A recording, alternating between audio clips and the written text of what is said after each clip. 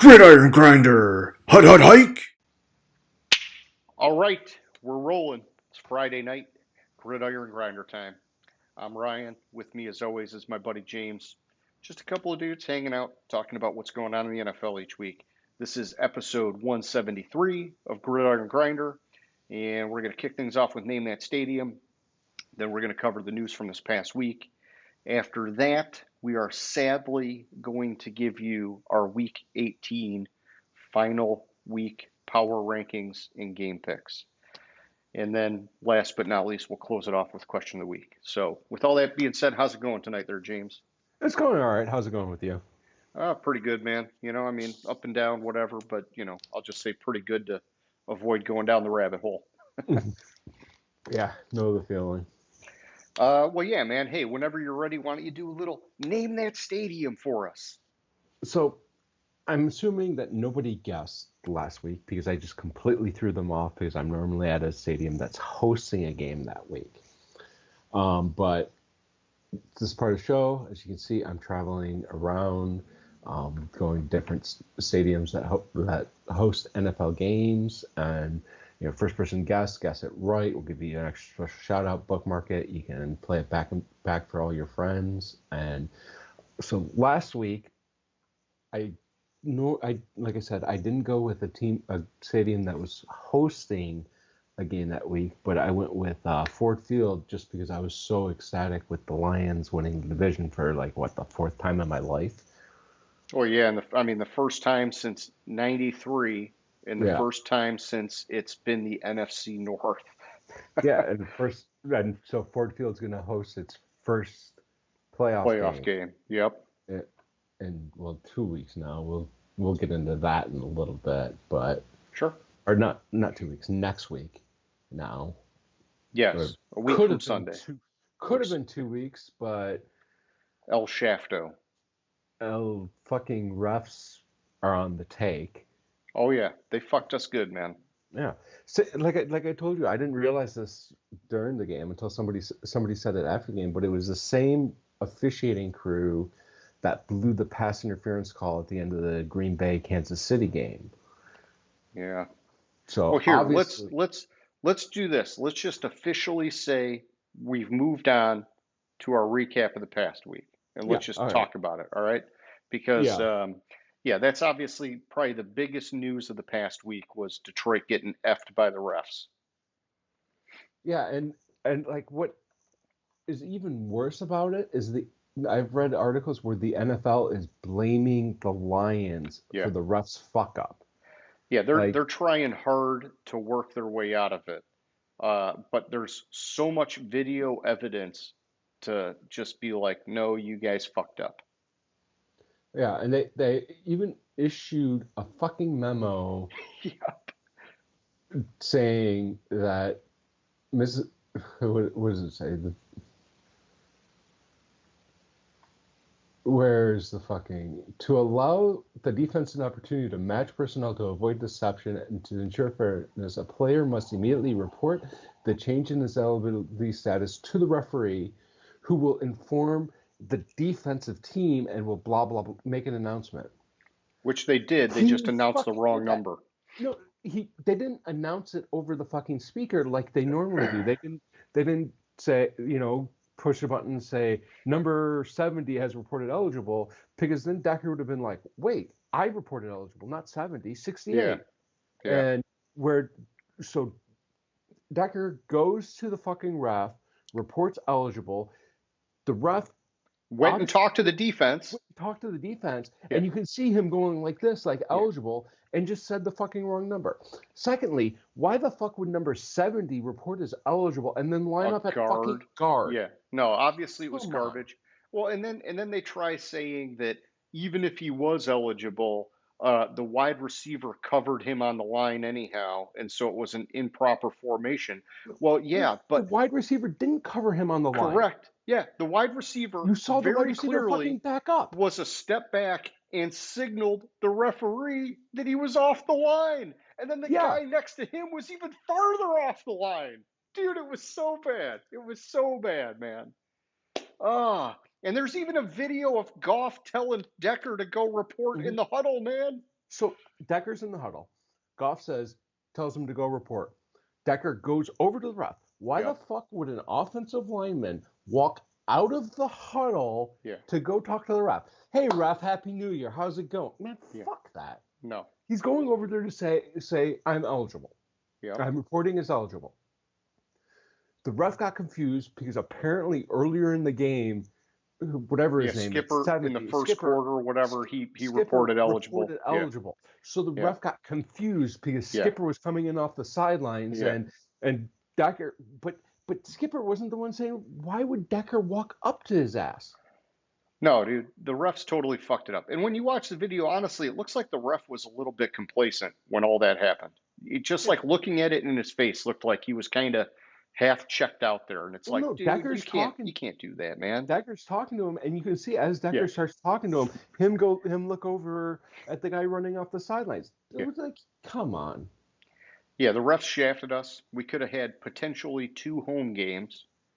And we could have fucking only needed 2 games to make it to the Super Bowl, depending on what happened. Yeah, you're right. I mean, hypothetically, we still could have gotten the 1. Yeah. If San Francisco would have lost and Philadelphia lost,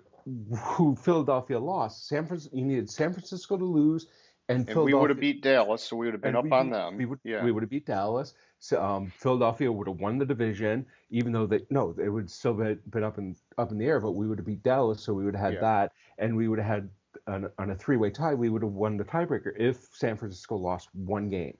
Yeah. Oh man.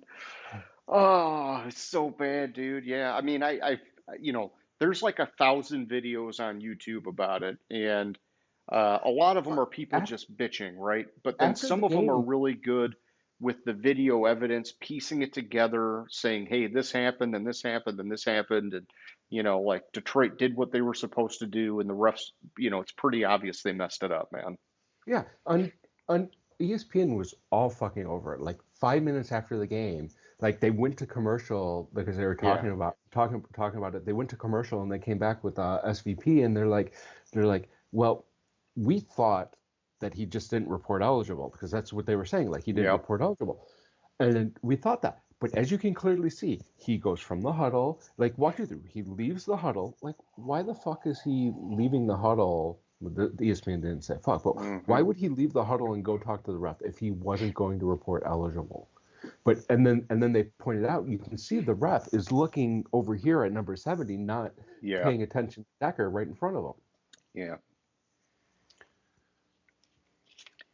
Assholes. Yeah, and so they downgraded them so that they can't be refs in the fucking playoffs. Wow. That's not a big enough punishment, man. Yeah. So.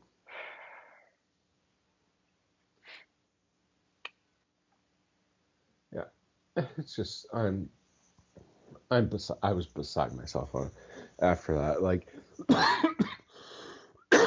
but honestly, at that point too, when you got the penalty, fucking Dan Campbell should have kicked the extra point. Yeah, I would have thought, man, momentum just changed. Yeah, exactly. Momentum changed. Go to overtime. Try to win it in overtime. Like I mean, you have to give that. And yeah, the argument, the Cowboys would have had 23 seconds to drive the field, and they had, kick a field goal. They had 2 or 3 timeouts, and the Lions did it in like a minute. So yeah, theoretically, is it possible? Yes, that the Cowboys would have come back and kicked the field goal. Theoretically possible. I'm not saying that play in and of itself cost the Lions the game, but they fucking had the lead, or would have had the lead, if the refs would have pulled their heads out of their asses. And this is just it's another instance of fucking bullshit happening with the refs, which has been happening all year. Oh yeah. Like you had the Kansas City missed call, which was the same officiating crew, and also with the NFL basically blaming the Lions for it. If it were the Lions' fault, they wouldn't have downgraded the officiating crew. Yep. Why did they downgrade the officiating crew if they didn't obviously see that the refs made a mistake and are fucking trying to cover the shit up?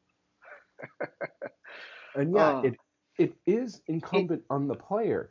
But Yeah. if you're a player and you go over to the referee and you say, I'm reporting eligible, and you see the referee run over to the defensive line and going like this and telling him a number's reporting eligible, unless he announces it over the speaker, which the ref didn't do, Yeah.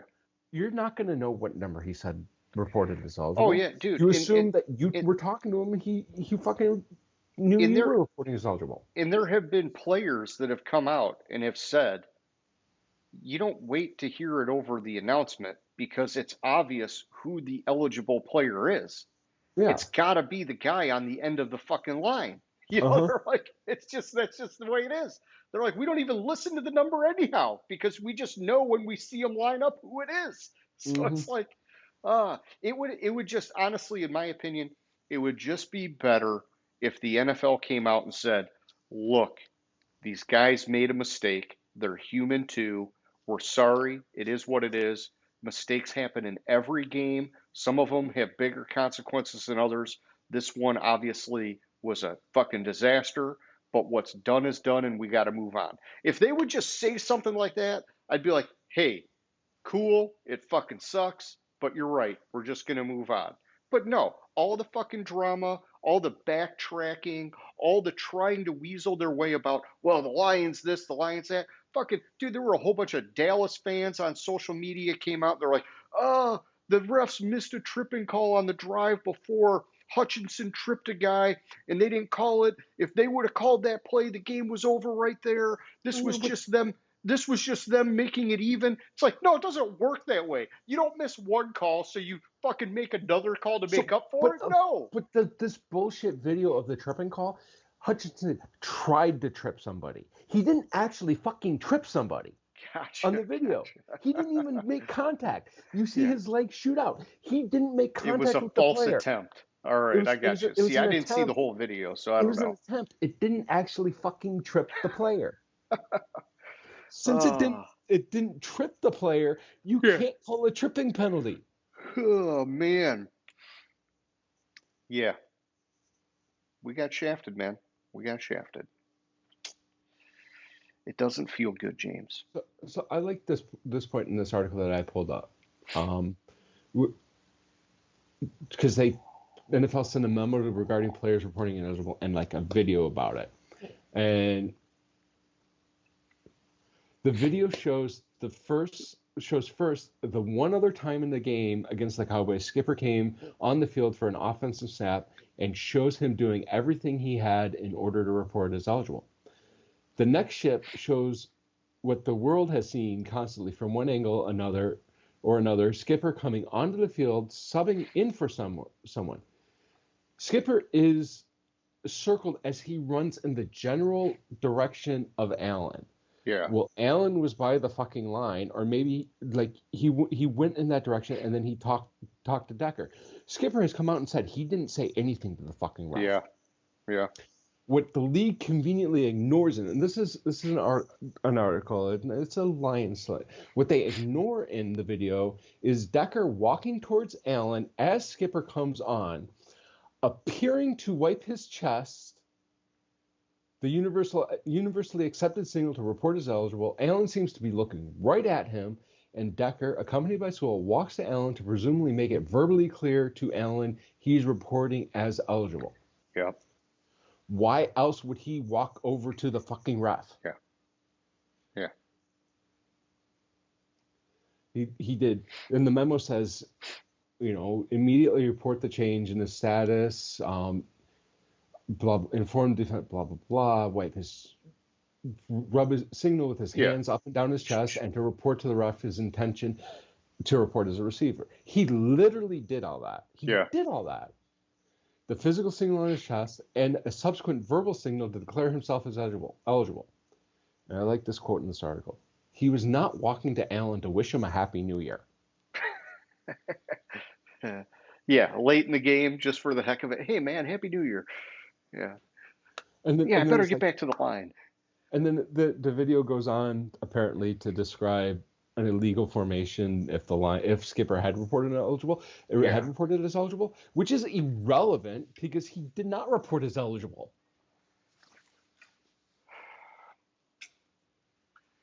Yep, they fucked it up. They done fucked up good. Yeah, it's fucking bullshit.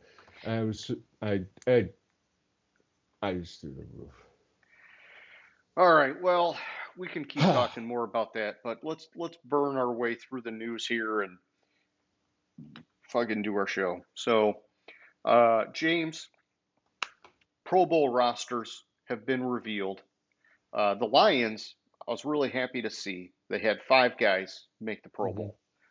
Two of them I was kind of surprised about, but what I thought is that instead of digging too deep into it now, how about we save it for next week and have it be our question of the week to talk about, snubs or general feedback or whatever on the Pro Bowl rosters?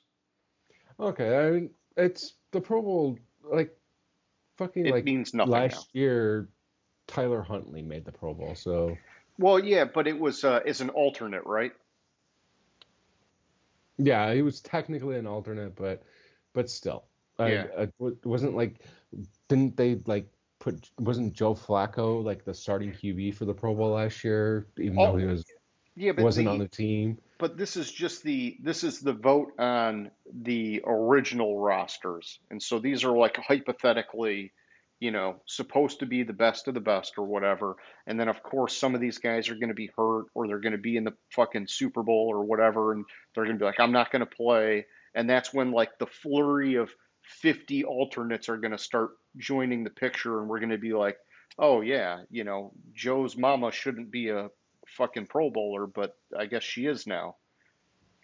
Yeah, well, I mean, I'll put my name. I'll volunteer to be an alternate. Yes, yes, sign me up. Do you get paid? Because I'll do it. Yeah, I'll exactly. take a fucking hit. But Uh, but sign the contract after the other stuff that's going on. Just yeah, yeah, a little bit of it. Well, maybe for you it wouldn't matter, but yeah. Hey, I think it's YOLO. You only live once. If you get the opportunity, you got to take it. yeah, exactly. All right, so that's the Pro Bowl.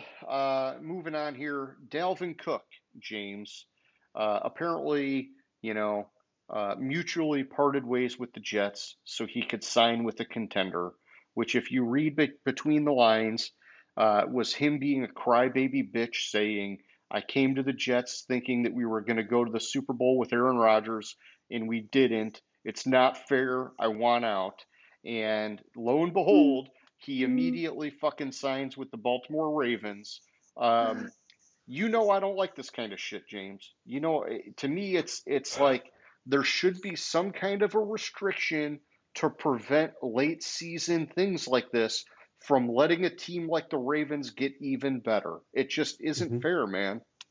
It's not fair, and this is why I like the Major League Baseball policy, and I don't know the specific date, but it's something like this because you have to play, not be on the team. You have to play in a game for the team you're signed with by the end of August to play in the playoffs. That's why Yeah, you have a lot of yeah, call-ups in Major League Baseball in like the middle of August to get those players to be able to play just in case something happens.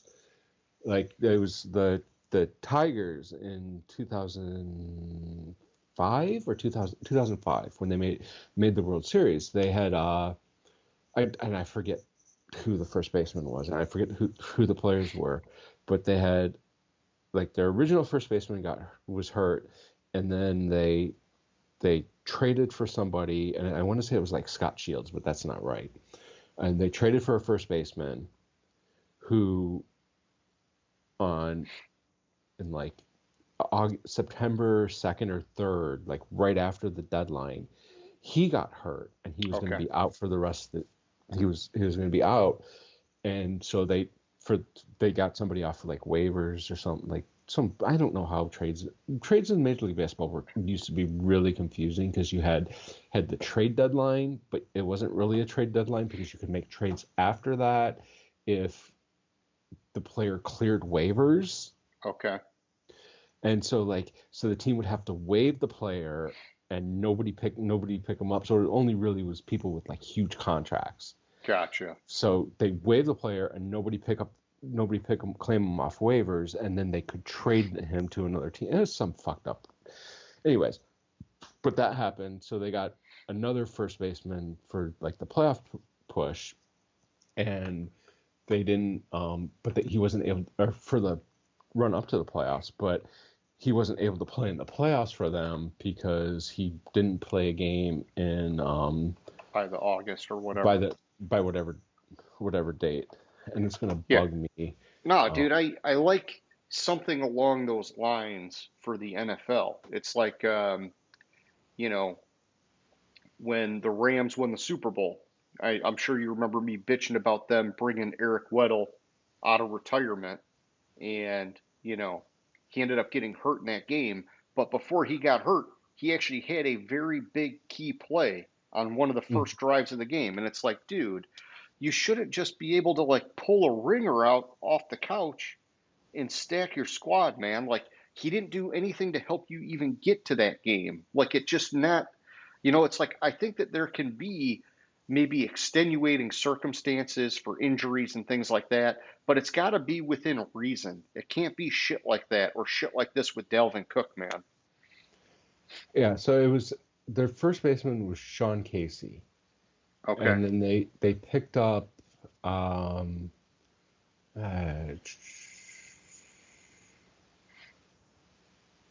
was it?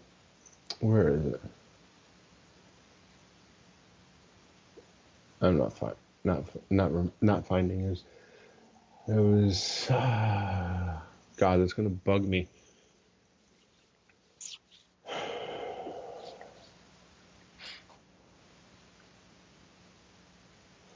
It's gonna bug me, but I don't know. I don't.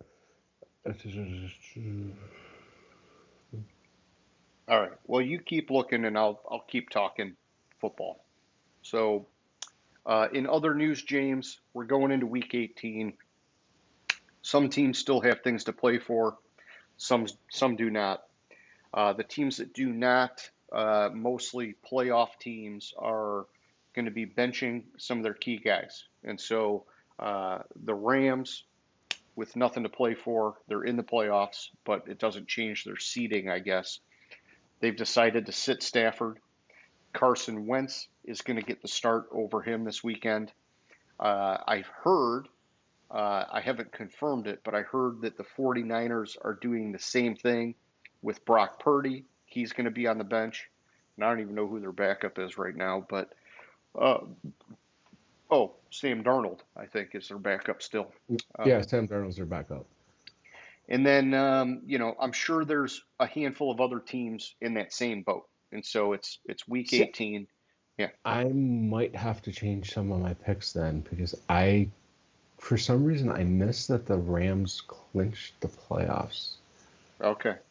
Yeah. So I mean, and I mentioned that before the show is that, some of my picks didn't totally reflect that because I made them on Tuesday morning or whatever just to get them to you. But I'm not going to change any of mine. I'm just going to leave them the way they are. But Week 18 is tough to pick, right?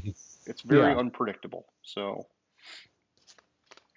but yeah. So aside from that kind of roster shuffling, the Dolphins, they're playing a huge game against Baltimore. Against Buffalo. They just got spanked by Baltimore. Playing a huge game against Buffalo. Bradley Chubb, their star edge guy, outside linebacker, he tore his ACL in last week's game against Baltimore. And so he's going to be out for the remainder and for the playoffs. Big hit for that defense. Mm-hmm. And then the last thing I got, James, which I don't really know the full story on, but I guess the Carolina Panthers owner, David Tepper, was fined $300,000 by the league. They're saying it was like some kind of unacceptable conduct. All I picked up is that there was some kind of altercation between him and a fan. I'm not really sure exactly what happened, though. Maybe he flipped a fan the bird or some shit. Who knows? Let me look that up. He was a viral video Sunday appears to show Tepper throwing a drink from his box seat into the crowd near the end of the Panthers' 26-0 loss Oh, Jesus. Oh, okay. All right. Yeah. You can't assault the fans. What even worse, throwing his drink at just randomly. I don't even think it was at anybody. Let me see if I can if I can see the Oh. video. So if that's the case, I don't know if that's an actual altercation with the fan or him just being a fucking idiot. Because when I heard it was an altercation, I thought that it was like him and a fan yelling at each other or something. Maybe that's what happened and he threw the drink at the guy he was yelling at, but it sounds like he just whipped it into the stands out of like anger or some shit. Yeah, like so it's I'm seeing like this first link I came up with. Maybe this one will have the video, but it seems to be like there. It says there's a viral video. I don't know how I missed that. Missed this random viral. That's what kind of week I've had, but I missed it too. but he apparently he appears to throw his drink into the at the crowd. I'm seeing if this one has it. All right, let's see. He threw for throwing a drink. Oh yeah, he's just frustrated and like he dumps it on like not even the cup. He just dumps the drink out. Oh, I was gonna say, I mean, was it, what was it, a plastic cup or was it like a It was a glass plastic. bottle? It's a plastic cup, and he like dumps it out like that. Like you can't even see if anything hit him, but the fans reacted. I'll send it to you in the chat. You can take All a right. look at it. Yeah. It's nothing. $300,000 for basically not doing shit. All right, let's see.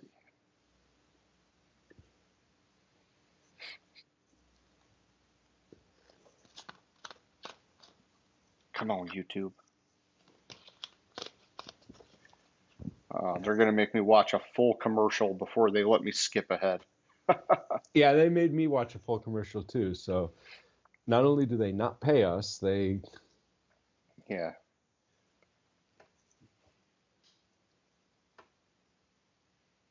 but it looks clearly out of frustration. It's not like he was getting in an argument before.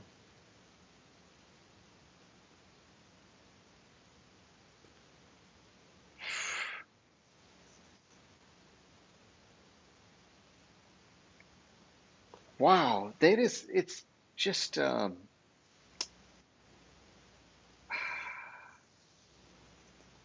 It's nothing. it's, I hear what you're saying. It's nothing. I mean, it obviously like really pissed off that one fan because the guy like immediately jumped up and was staring into the box. But at the same time, it's also very immature for a team owner to behave Yeah. that way. It's like you can get frustrated, but to do something like that, it's like really kind of childish, right? So it's like, dude, man, you own a fucking NFL team. But Oh, yeah. It's I agree with you on that. It's like I don't think that's a $300,000 fine. no, I hear you, man. I mean, it's a lot of money, but yeah, I don't, I'm not even, I guess I'm not even like trying to, how do you even come up with the proper fine for that? I don't know, but um, yeah, it's kind of like shame on you, dude. Especially because he did it to one of his own fans, which is, maybe Well, not intentional for that guy, but it's like, dude, if you can't control yourself enough to realize that you just did something mean to one of your own fans, like what the hell, man? yeah, I is that one of his own fans? I thought they were in Jacksonville. I thought the guys wearing at Jacksonville. Oh, okay, maybe it was. I just was thinking it was a Panthers guy, but yeah, that would make more sense. Well, then, Yeah, the game and was then if at Jacksonville. and then if that's the case, it's like, hey, dude, then it's one of these things where it's almost like you got to be more careful because now you're affecting an away, like a home team fan in theirs or whatever it was, like you're the opposing team's fan. It's like you can't do that because now you just blatantly have no respect for the fans, man. Yeah. So whatever. Yeah, fucking Tepper, dude. What the hell, man?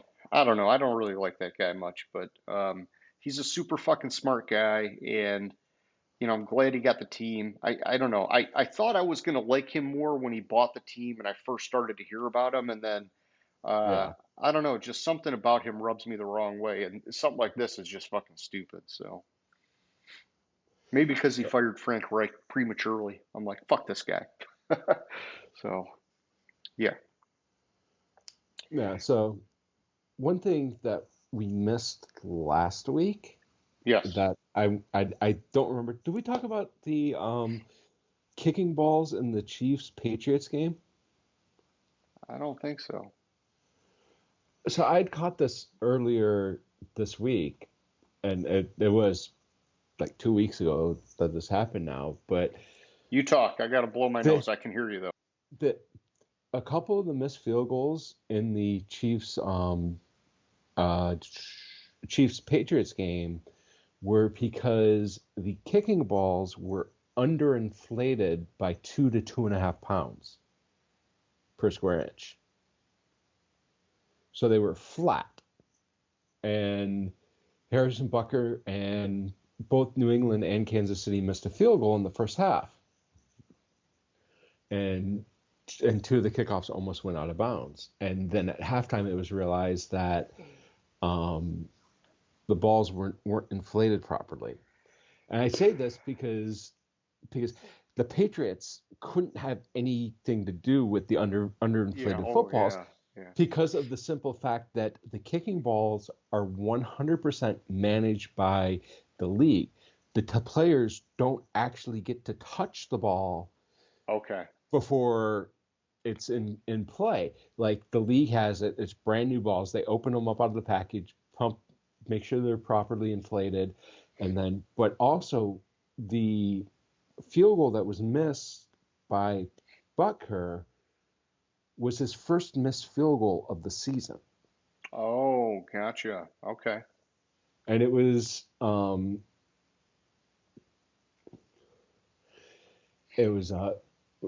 a shorter field. It was like a 39-yard field goal. So Yeah. that's one that a kicker like Butker could. Normally making us sleep. Yeah. Yeah, that's Yeah. strange, man. Honestly, the whole different pressures of the ball thing, um, it's so weird. It's like, shouldn't there just be one PSI that they use for every ball? And if you want to be a good kicker, you just have to get used to that. Yeah. So that's what it is. Is there's all footballs are supposed to be inflated. Like it's not an identical because like Yeah. you can't get it precise. Between 12.5 to 13.5 psi. That's the Okay. range that they have to be inflated to. All balls, all kicking balls. Apparently, when Bucker kicked the ball, he didn't notice it.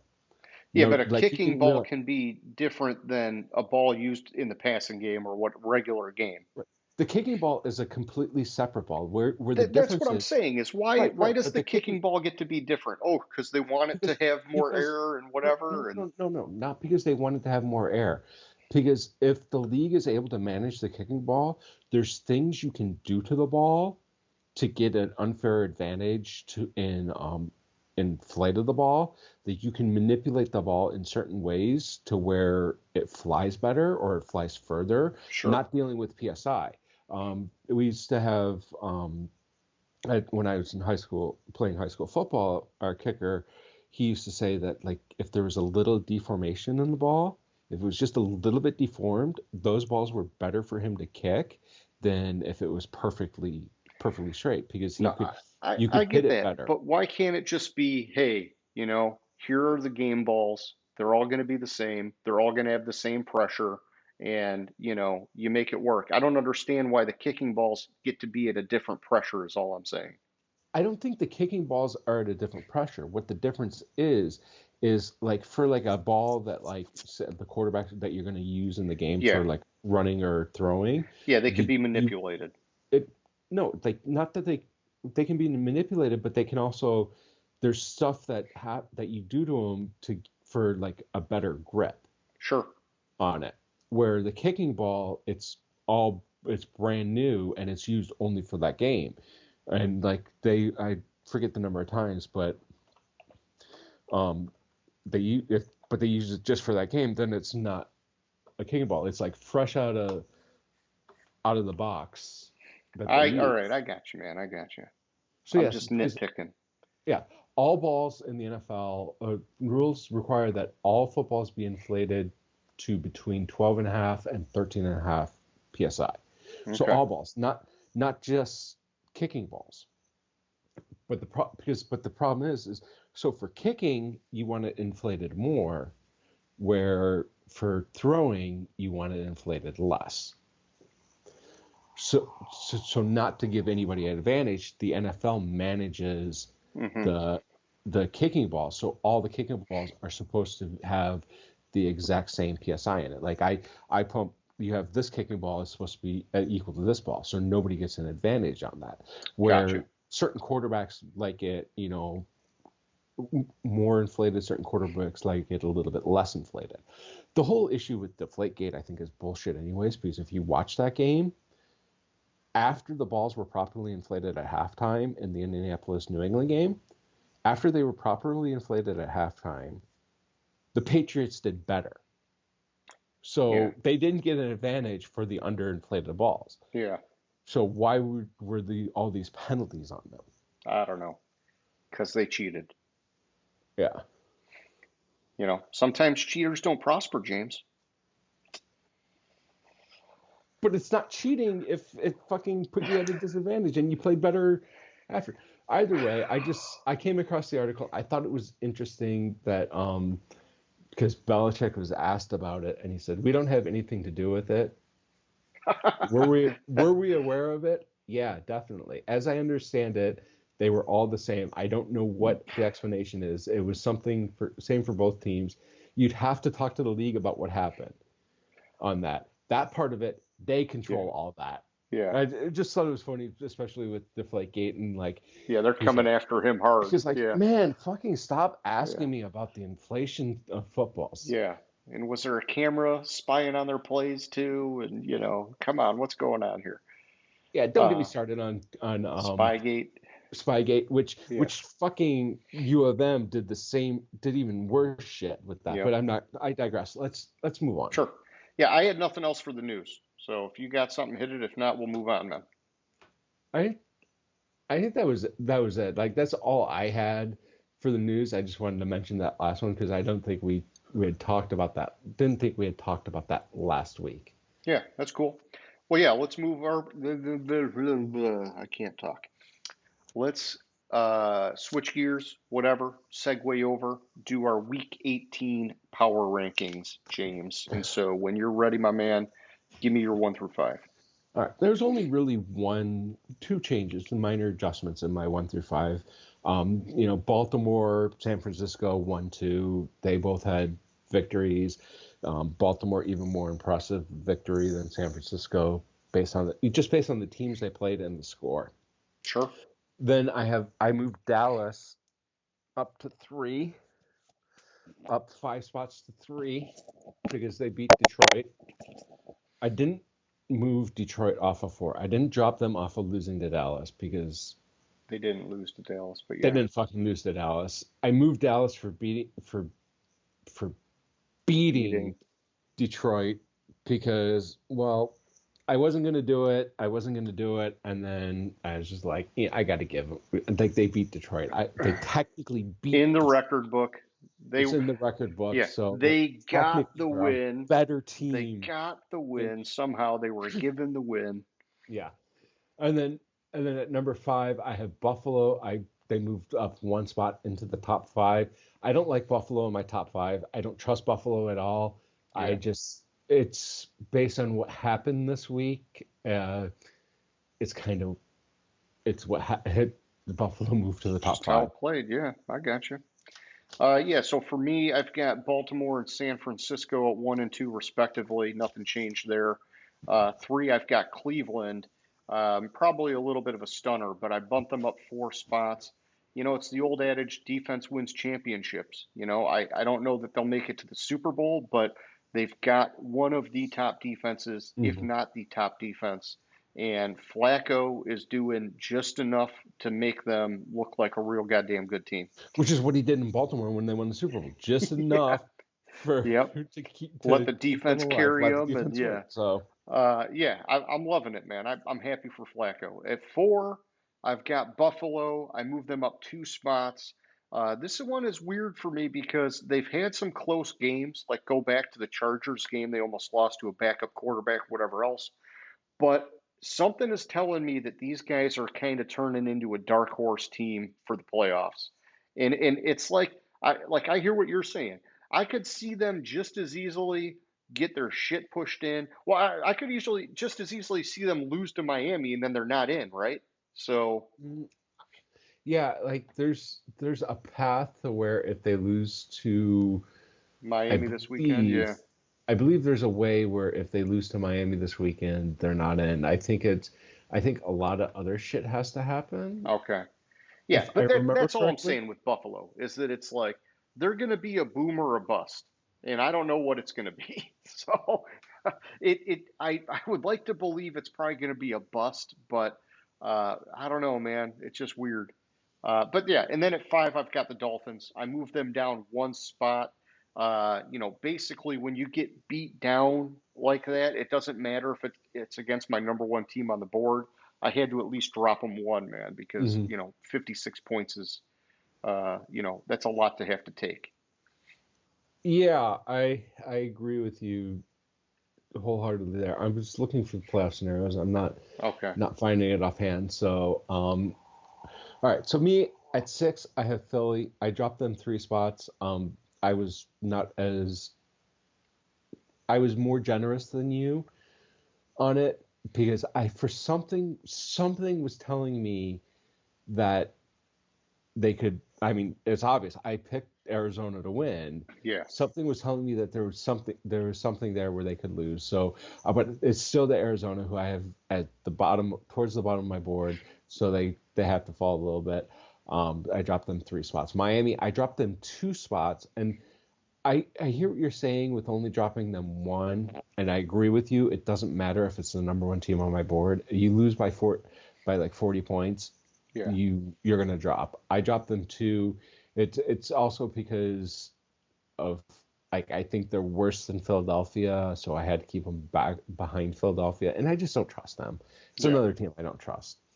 Number 8, I have Cleveland. I moved them up 1 spot. You moved them up 4 spots for beating the fucking Jets. Look, dude, you just talked about Philly or Miami being a team that you don't trust.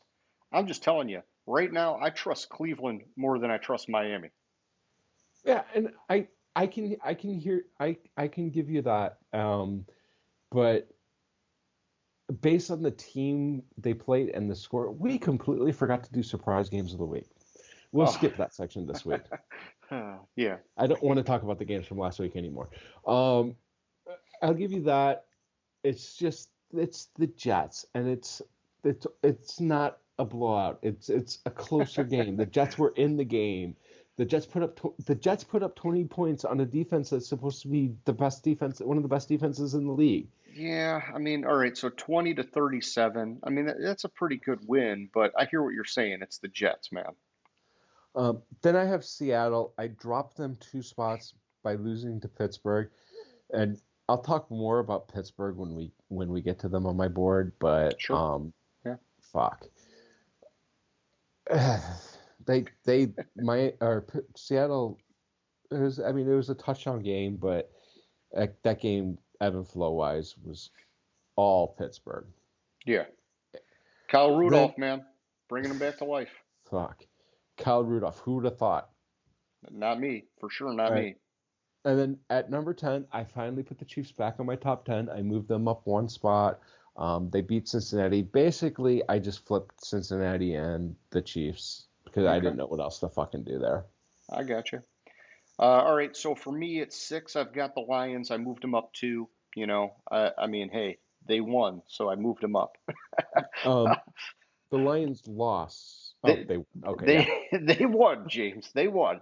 And so then at 7, I've got the Cowboys. I moved them down 2 because let's be real, they lost. At 8, I've got the Eagles. I dropped them 5 spots. Yeah, and it's not like I'm trying to pick on them. It just is that they're clearly in disarray these last handful of weeks, and it's Mhm. a real bad time of the year to start going into kind of like a tailspin like this.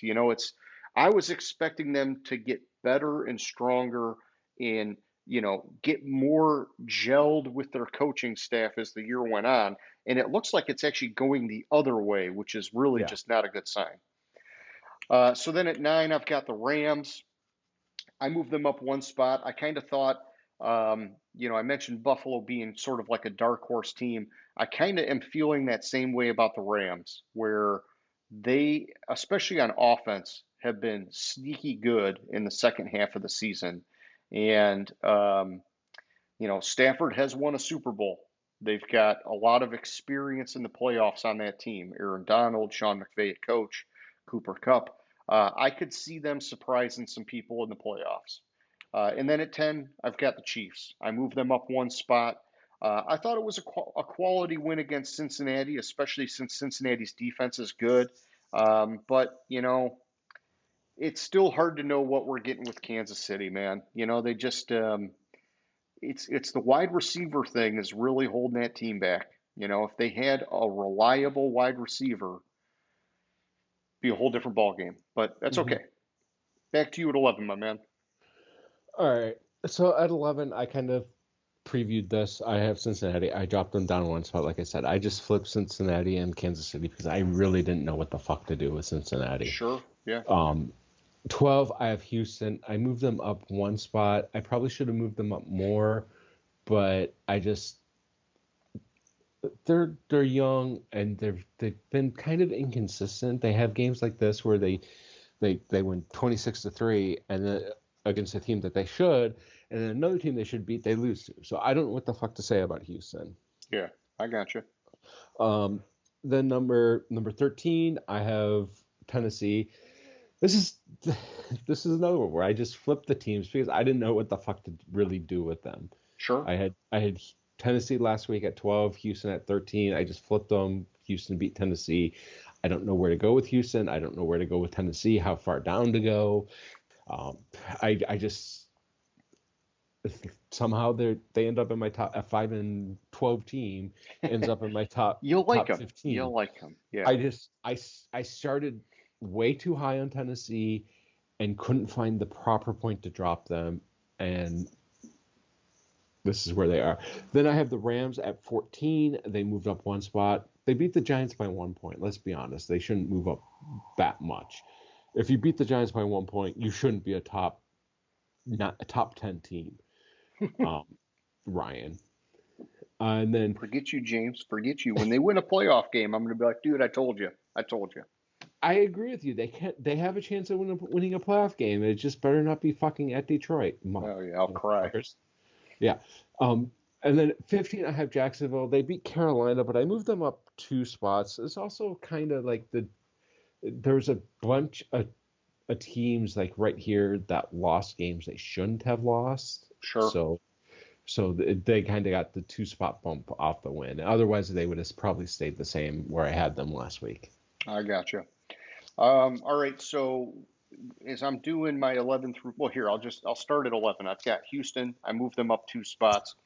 I think with a healthy CJ Stroud, they can compete with most teams out there. I'm really impressed with what these guys have done this year. 12, Jacksonville. I didn't move them. To me, it's kind of like they were on a bye week last week. Lawrence wasn't even playing, and they played against Carolina, so whatever. 13, I've got the Seahawks. I moved them down 4. It's getting kind of dicey for them, which is not good with the playoffs being around the corner. 14, I've got the Colts. I moved them up 2 spots. And then at 15, this is what I want to point out. It's one of my big swings on my board this week. I moved Green Bay up 6 spots. And I did this because I tried to segment my board by the obvious playoff teams, the bubble playoff teams, and then the teams that have been eliminated from the playoffs. And with Green Bay still being in the playoff picture, I gave them a big bump. I've been down on them most of the year, but with them in that bubble, and I compared them to these other bubble teams, I actually like them better than the other bubble teams. And so that's why I got them up to 15. I see. That's an interesting way to look at it. I didn't compare the playoff pictures. I Yeah, and I, I I don't use know my if I did eyes. it I this don't way look at. last year or not, but yeah, when I was putting it together, I just kind of thought, I'm going to do it this way. And So it's weird, right? Because some of these teams, I'm like, well, no, I would put them lower on the board, but this is just the way I decided to do it this year, James. that's cool. It's your board. You can do it how you want. Yeah, At 16, I have the Colts. I moved them up 2 spots. I don't know why I moved them up 2 spots for beating Vegas in a close game. I think it was because when I looked at it, the two teams that I had ahead of them, I dropped, which I'll get to in a little bit. 17, New Orleans, they beat Tampa Bay. This was kind of twofold. It was when I did my rankings and adjusted everything, Tampa Bay and New Orleans were just so close, and New Orleans beat Tampa Bay. yeah. So I had to have Tampa Bay ahead. Or, sorry, New Orleans ahead of Tampa Bay. And then at 18, I have Minnesota, who I dropped 4 spots. I think Minnesota is a better team than Tampa Bay, which is my 19th team, who dropped 3 spots. But I think Minnesota is just slightly better, and I'm just, I just don't like Tampa Bay. Let's I be got you. honest. I don't like Baker Mayfield. He's been doing a good year. This year, I don't trust him. That's I'm He's got I two just sweet wide Yeah, receivers. He should be doing good. yeah. He should be doing better than he has been doing with two sweet wide Yeah, receivers. yeah. Then at 20, I have Arizona, and I moved them up 3 spots. I think this is my like only other really big jump. Yeah, it's my only other really big increase Sure. of the week. Look, they beat the team I had in the top. Where did I have Philadelphia last week? 3. Yeah, 3. So they beat my number 3 team. Um, Yeah, it's they a deserve a strong little win, bit man. of bump. It's a strong win. It was a quality win, and if you watch the game, I don't know if you did, but I I did watched not. a good portion of the game. The entire game, you could tell Arizona was going to win it.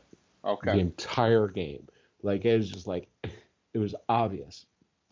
Philly scored to I think they went up 31-28. And then when they scored, like it's like Arizona's going to score. Like I wasn't even concerned about the score. That's how obvious to me it was that Arizona was going to win the game. Watching the game. Gotcha. Okay. All right. So yeah, over on my side, James, I've got Pittsburgh at 16. This was the biggest move on my board. I moved them up 9 spots, and I did that because they are still in the playoff picture. And when I put them in this chunk of bubble teams, I like them better than teams like Tampa Bay and New Orleans, yada, yada, yada. At 17, I have Tampa Bay. I did keep them above New Orleans because they split games with them this year, even though New Orleans just got the most recent one. When I look at the two teams, I like Tampa Bay's defense better. And, Baker, yeah, it's a mixed bag, but I just like Tampa Bay just a little bit more than New Orleans. But New Orleans, I did move up to 18. So they're just right there nipping at their heels. And honestly, for them, it was a nice win at a critical time. But, a lot of these teams from here on out, man, like some of them they've all given me some kind of a bad taste in my mouth, to be honest. Mm-hmm. 19, I've got the Vikings. It's obvious their quarterback situation is what killing them. 20, I've got the Falcons. They're obviously I put them as my weakest bubble team, and that's just how they are. I'm surprised that they're actually even in the playoff picture right now, but it's all right. let's be honest though. The only reason they're still in the playoff picture is because their division fucking blows. Horrible, dude. And it's another one of these ones where Dallas motherfuckers are gonna play a fucking NFC South team and just No, garbage. actually, not necessarily. Oh, If that Dallas that's wins, if changed Dallas because of wins the, if da right now Dallas has the tiebreaker over Philadelphia. So oh, if both that's teams right. That's win this right. week, if both Dallas and Philadelphia win this week, Dallas will win the division, and they will play They'll play a the wild seventh. card So team, it's either Green Bay or Seattle, Green Bay, Seattle, or but they would have a Minnesota. home game. But So it's it's at a home. totally different thing anyhow. Yeah, Yeah, and because if we were they talking before. Yeah. also if they win their division, they'll have two home games, so they theoretically wouldn't have to go on the road Yeah, until the that's conference fucking championship garbage. game. Yeah, that's fucking garbage. But okay, yeah, yeah. That This Lions is why game, I dude, say the fucking fix was in. huge fucking ramifications, man. Yeah, Huge because fucking ramifications. the league is better off with Dallas having a Yeah, home game, holding them around in the yeah, playoffs. They realized that Dallas couldn't fucking win on the road, yeah. so what did they do? More They money with manipulated. America's team. Jerry Jones, fucking Also, bullshit. let's talk about this flag that was thrown. The play happened and the Lions were celebrating, and then like they were running off the field, and I went to the bathroom. And then apparently, allegedly, this flag was on the field. Nobody said shit about the flag for like 3 minutes. Maybe not 3 minutes, but it was a good long time where the announcers, Well, yeah, because it takes time for Goodell to be like, fuck, what's their phone number again? Call them up. No, no, no, you can't do that. Fucking, you better call that penalty. Do something. yeah. So nobody said anything about the flag. Even like as soon as a fucking flag is Yeah. thrown, like you get that yellow at the bottom. Like Yep. it doesn't matter. Like it's like the flag is like connected to the fucking TV. scoreboard Yeah. at the bottom. So it turns yellow and it says flag. Nothing. Nothing said about flag. Celebration. Nothing said about a flag. And then fuck. I just want to stop talking about this game. I'm just gonna get Give more me and your more pissed. 21 through 25, man. All right. I just like hold on. Where am I? You just smashed your computer, James? What are you doing, man? All right. So 21 Vegas. They got one spot bump. They lost to Indy. It was a close game, but I don't know why the fuck they got a one spot bump. I think it was because I moved Atlanta down to get them behind Chicago, and it ended up with Vegas Sure. going up one spot. No, you dropped him one. Oh, okay. It says -1.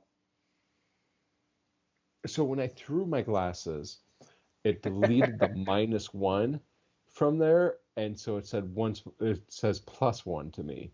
So yeah, so I had them at 20. I dropped them one spot. Okay, thank you. I don't know what the fuck else did I do to my board here. 22, 23, 24, 25. 22 Chicago.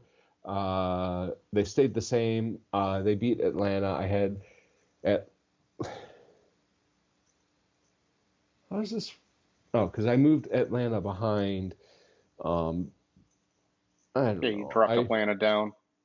I dropped Atlanta 2 spots to 23. It's been a fucking week, Yeah, and you and I moved just got Arizona so up 3, and so that probably somewhere in there, yeah. the There it board, is. yeah, the There it board is. didn't work in Chicago's favor. Yeah, thank you, because I got so riled up about the Lions game, I lost my Yep, complete train of thought. yep, yep, So yep. yeah, so the Arizona move up, it kind of left Chicago saying the same, and I moved Atlanta down. Even though I moved Atlanta down 2, Atlanta lost to Chicago. I probably should have moved Atlanta down more, based on how they lost, but like you said, they're still in the playoff picture Yeah. some fucking how. It's like they win this week and Tampa Bay loses, and um and the moon crashes Yeah. into Mars, and then the sun, the Mercury goes into the sun, and And they're in. They're Atlanta makes in. the playoffs. Yeah. I don't. You're saying there's a chance. I'm sure when we get to the games, I have notes on how some of these teams Yeah. make the playoffs, which is fucking it's ridiculous what these teams have to do to make the playoffs. Oh But yeah. Oh Oh, yeah. Atlanta dropped 2 spots. They're still in the playoff picture, so I didn't drop them too much. Denver, I moved them up 1 spot. Um, The battle of the backup quarterbacks. yeah, and because of the fact that Kansas City won, and Denver's path to the playoffs was Kansas City losing out and then winning out. Yeah. Yeah, sorry, my brain just like went blank when we started talking about the Lions game again. Um, so Denver, they moved up 1 spot. They're not in the playoff picture anymore, and I have some teams that are in the playoff picture behind them. Still, it doesn't make sense to have some teams in the playoff picture behind teams that aren't in the playoff picture, but that's just how down I am on the teams that are still in the playoff picture. And 25, I have the Giants. They dropped down 1 spot. They lost to the Rams. I had the Rams right ahead of them. I think the Rams playing as a team or having Stafford there is different than the Rams without Stafford. As long as Stafford's healthy, the Rams are a fairly decent team, and which is why they made the playoffs because Stafford was able to stay healthy. And so they kept it close with the Rams, so they only got a 1 spot drop. I gotcha. All right, so now we're into the zone of teams that are officially out of the playoffs. And so I dropped Cincinnati down 7 spots. I think that they are the very clear best team of this bunch. And so I put them at 21. At 22, I've got the Raiders. I dropped them down 5 spots. Then I've got the Broncos. I also dropped them 5 spots. You know, with the Broncos, I did have a note here that maybe this is kind of why they benched Russ, even though it was kind of early, because even if they won, their chances of getting in the playoffs were that slim. And so Not they thought, necessarily true, because I'll push back on that because if they won, they still had a shot at the wild card. Yeah, but they did some of win. these I'm sorry, they did win. That's what I'm saying is that even with a win, they got knocked out of the playoffs. So I'm just wondering if Sean Payton was looking at that saying, look, even if we win, it's an uphill battle. Let's just bench Russ now. Well, no, because the Pittsburgh win, I think, is what did it Sure. to them. It's like Pittsburgh beat Seattle, and who would have thought Pittsburgh would have Yeah, beat Seattle? unexpected. Yeah. Yeah, I got you. Either way, I was just speculating. Yeah, and so then at 24, I've got Chicago. I didn't move them. I thought it was a nice win, but it's too little too late. Although, we've talked about this a number of times. Chicago has really made a very impressive turnaround since the trade deadline. And so I'm actually really interested to see what they do next year. And then at 25, I've got Arizona. I bumped them up 2 spots.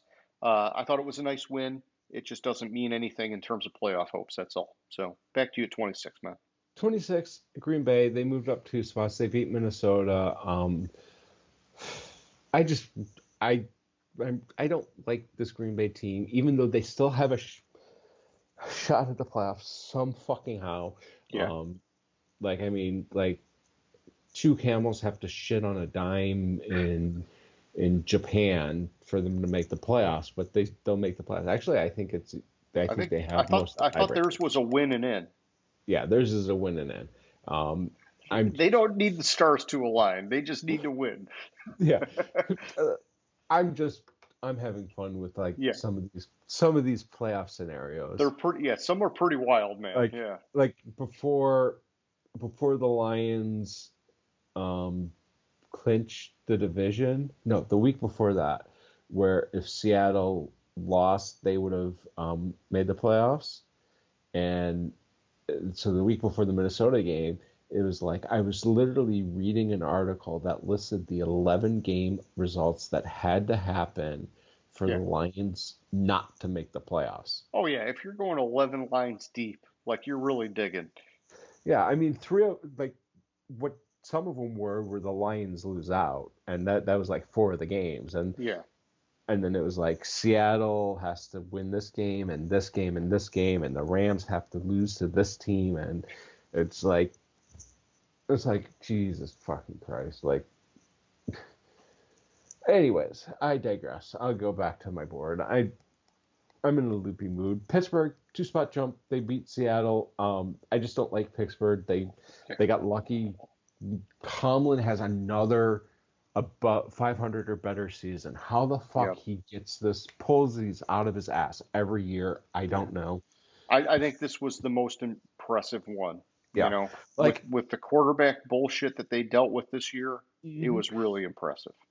I think even though they're currently a 9-7 team, they could be 10-7. If they ended up 10-7, I think Tomlin deserves fucking coach of the year. Yeah, Like seriously. yeah. 28, I have the Jets. They dropped 2 spots. They lost to Cleveland. They put up 20 points against Cleveland. I just kind of bumped Green Bay and Pittsburgh. This one I just did the mass move. These two teams Sure. lost. These two teams won. I flipped them. That Washington, the other team that lost. That's the same thing I did here. I don't know how you differentiate between these teams. Yeah, Green Bay and Pittsburgh, they're still in the playoff hunt, but really, let's be honest, they're not good teams. Jets, Washington, they're not in. I just did the Oh yeah. combined move there.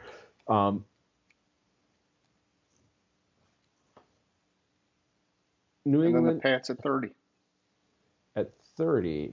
Oh, okay. So because I moved Pittsburgh ahead. Yeah.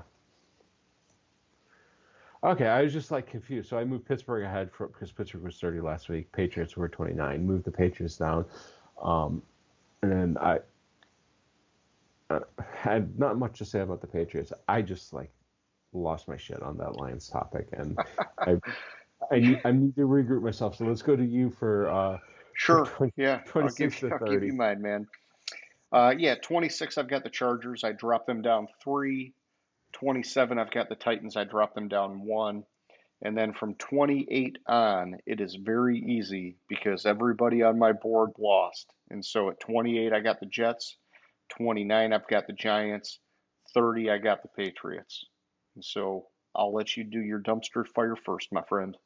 Dumpster fire. I had the Chargers at 31. They lost. Carolina at 32. I wanted to drop Carolina, but I can't drop them below 32. Can I put them behind behind some college teams here? Yeah, Like Alabama? No, Michigan? Michigan because they're going to the like championship game? I'd fucking put this Carolina team. Like if I were to have to pick between this year's Michigan State Spartans and this year's Carolina Panthers football team, if they played in the game and I had to make a bet on it, I would put all my money on the Spartans On to the win the game. Spartans? Whoa, That's how bad damn. Carolina is. Yeah, and the And the Spartans Spartans, didn't exactly have a stellar year. yeah, exactly. All right, so you got the Chargers and the Panthers. I've got the Commanders in the Panthers. Um, 6-1, half a dozen another, basically. Slightly different, but yeah, 4-12, Washington just sucking it up, and then obviously Carolina 2 wins. It's just, it's Also, garbage. we forgot to point out that officially, with the Cardinals' win against Philadelphia, Carolina has has will have the worst record in the league this year, and therefore, congratulations, Chicago Bears. You have Yeah, back-to-back years where you start off with the number one pick. yeah, Yeah, they traded it last year, but still, good yeah. I job, mean, Chicago. it's good for them, but it also pisses me off because it's like just like they had it last year and they turned it into some serious fucking riches.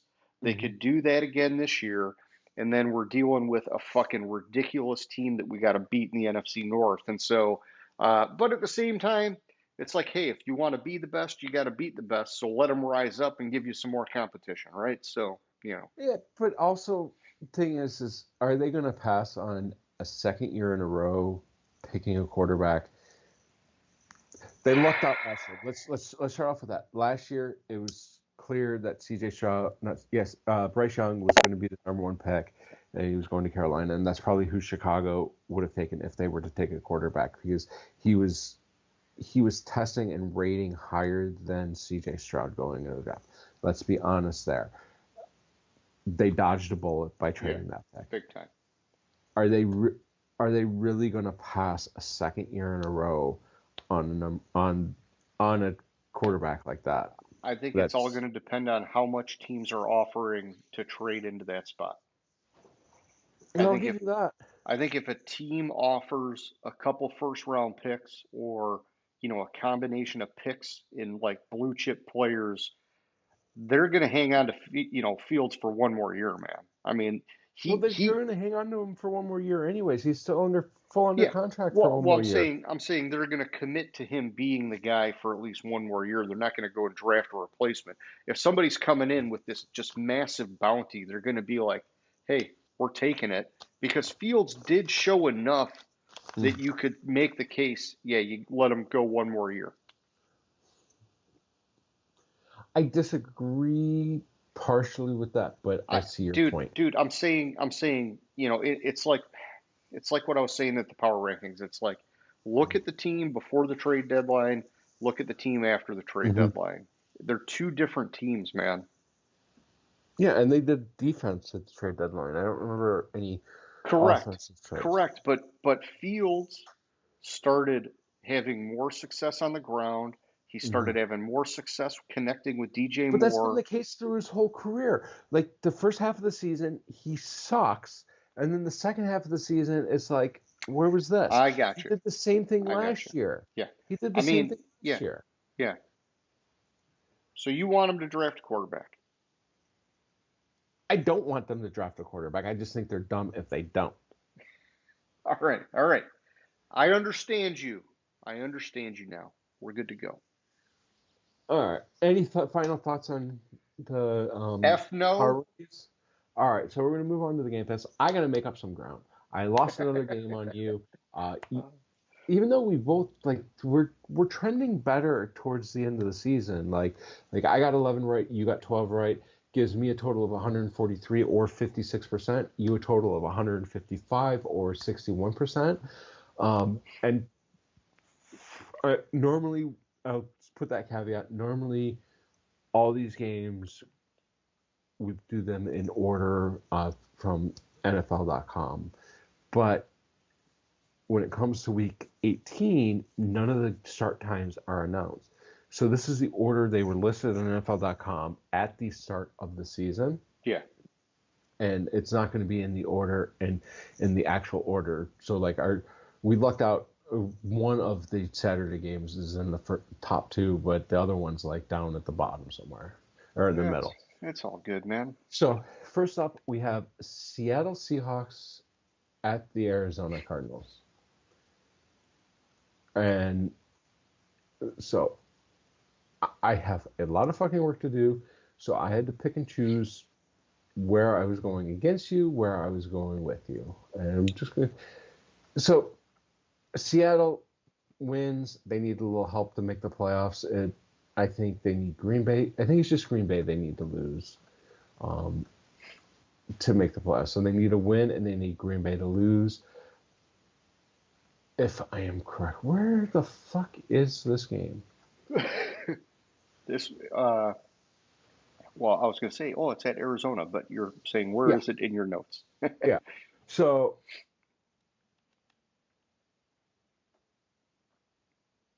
actually, I'm gonna go with the Cardinals in this game. You're flipping it. Okay. Yeah, my Okay. model had it at, if I could find the fucking game, I had it at like an 11-point victory for Seattle. I just don't like what I'm seeing out of Seattle as of Yeah. late, and I really like what I'm seeing out of Arizona as of late. And I'm just going on a gut feeling that Seattle's gonna choke the game away, and that's another scenario where Green Bay can make the playoffs if Seattle and New Orleans lose. Okay. And if Green Bay loses and Seattle, New Orleans, and no, I don't think. I think Green Bay has to win. I think if Green Bay loses, they're out. Yeah, I think it's a win and in, and that's got to be that way. But yeah, for this game, I'm taking. Oh shit! I put the fucking Arizona Cardinals on my side. That's not what I wanted to do. I wanted to be on your side. Hang on second. So you're going Arizona Cardinals. Yeah, so I'm taking Seattle. They're still in the playoff hunt. They've still got something to fight for. Pete Carroll, he's going to try his damnedest to get him in there, even though it's on the road against Arizona. And I'm really not analyzing it that hard. I'm just going to say it up front. I did these at 6 a.m. on Tuesday to send them to you as early as freaking possible, just to give you a chance to make your best possible case, knowing that you were down by 12 games. So my analysis is not deep on any of these, James. Yeah, my analysis isn't that deep on any of them. I had a busy as shit week, so Yeah, and you got to throw up a Hail Mary, so you're just doing what you can do. exactly. I had to throw up a fucking huge ass Hail Mary. So let me see. If Green Bay loses, I just wanted to say if Chicago wins, and where I gotta see who else. So Chicago, Seattle, and New Orleans. Okay. So Chicago, if Arizona, Chicago, and Atlanta wins, Green Bay makes the playoffs. Any one of those teams, I mean, assume Tampa Bay wins. If Tampa Bay loses, there's a couple scenarios where Green Bay makes the playoffs with a loss. Okay. So like if New Orleans wins and Tampa Bay loses, and Chicago and Seattle loses, then Green Bay makes the playoffs. And if Atlanta wins, if Atlanta wins and Tampa Bay, wow, Atlanta still can. I keep forgetting that Atlanta can win that division. That fucking boggles my mind. Oh, yeah. All right. Speaking of Tampa, well, no, I skipped one. Let's go to the Saturday game. Pittsburgh at the Baltimore Ravens. Yes, let's do it. So this is the case of two teams. One team, number one seed overall, done. One team has a legitimate, not an outside, a legitimate playoff chance. So, I mean, yeah, they need, I think they need Indy to lose. Where is it? So if Houston wins and Pittsburgh wins and Jacksonville loses, I think that's what they need. Jacksonville loses and Pittsburgh, yep. What if Indy wins?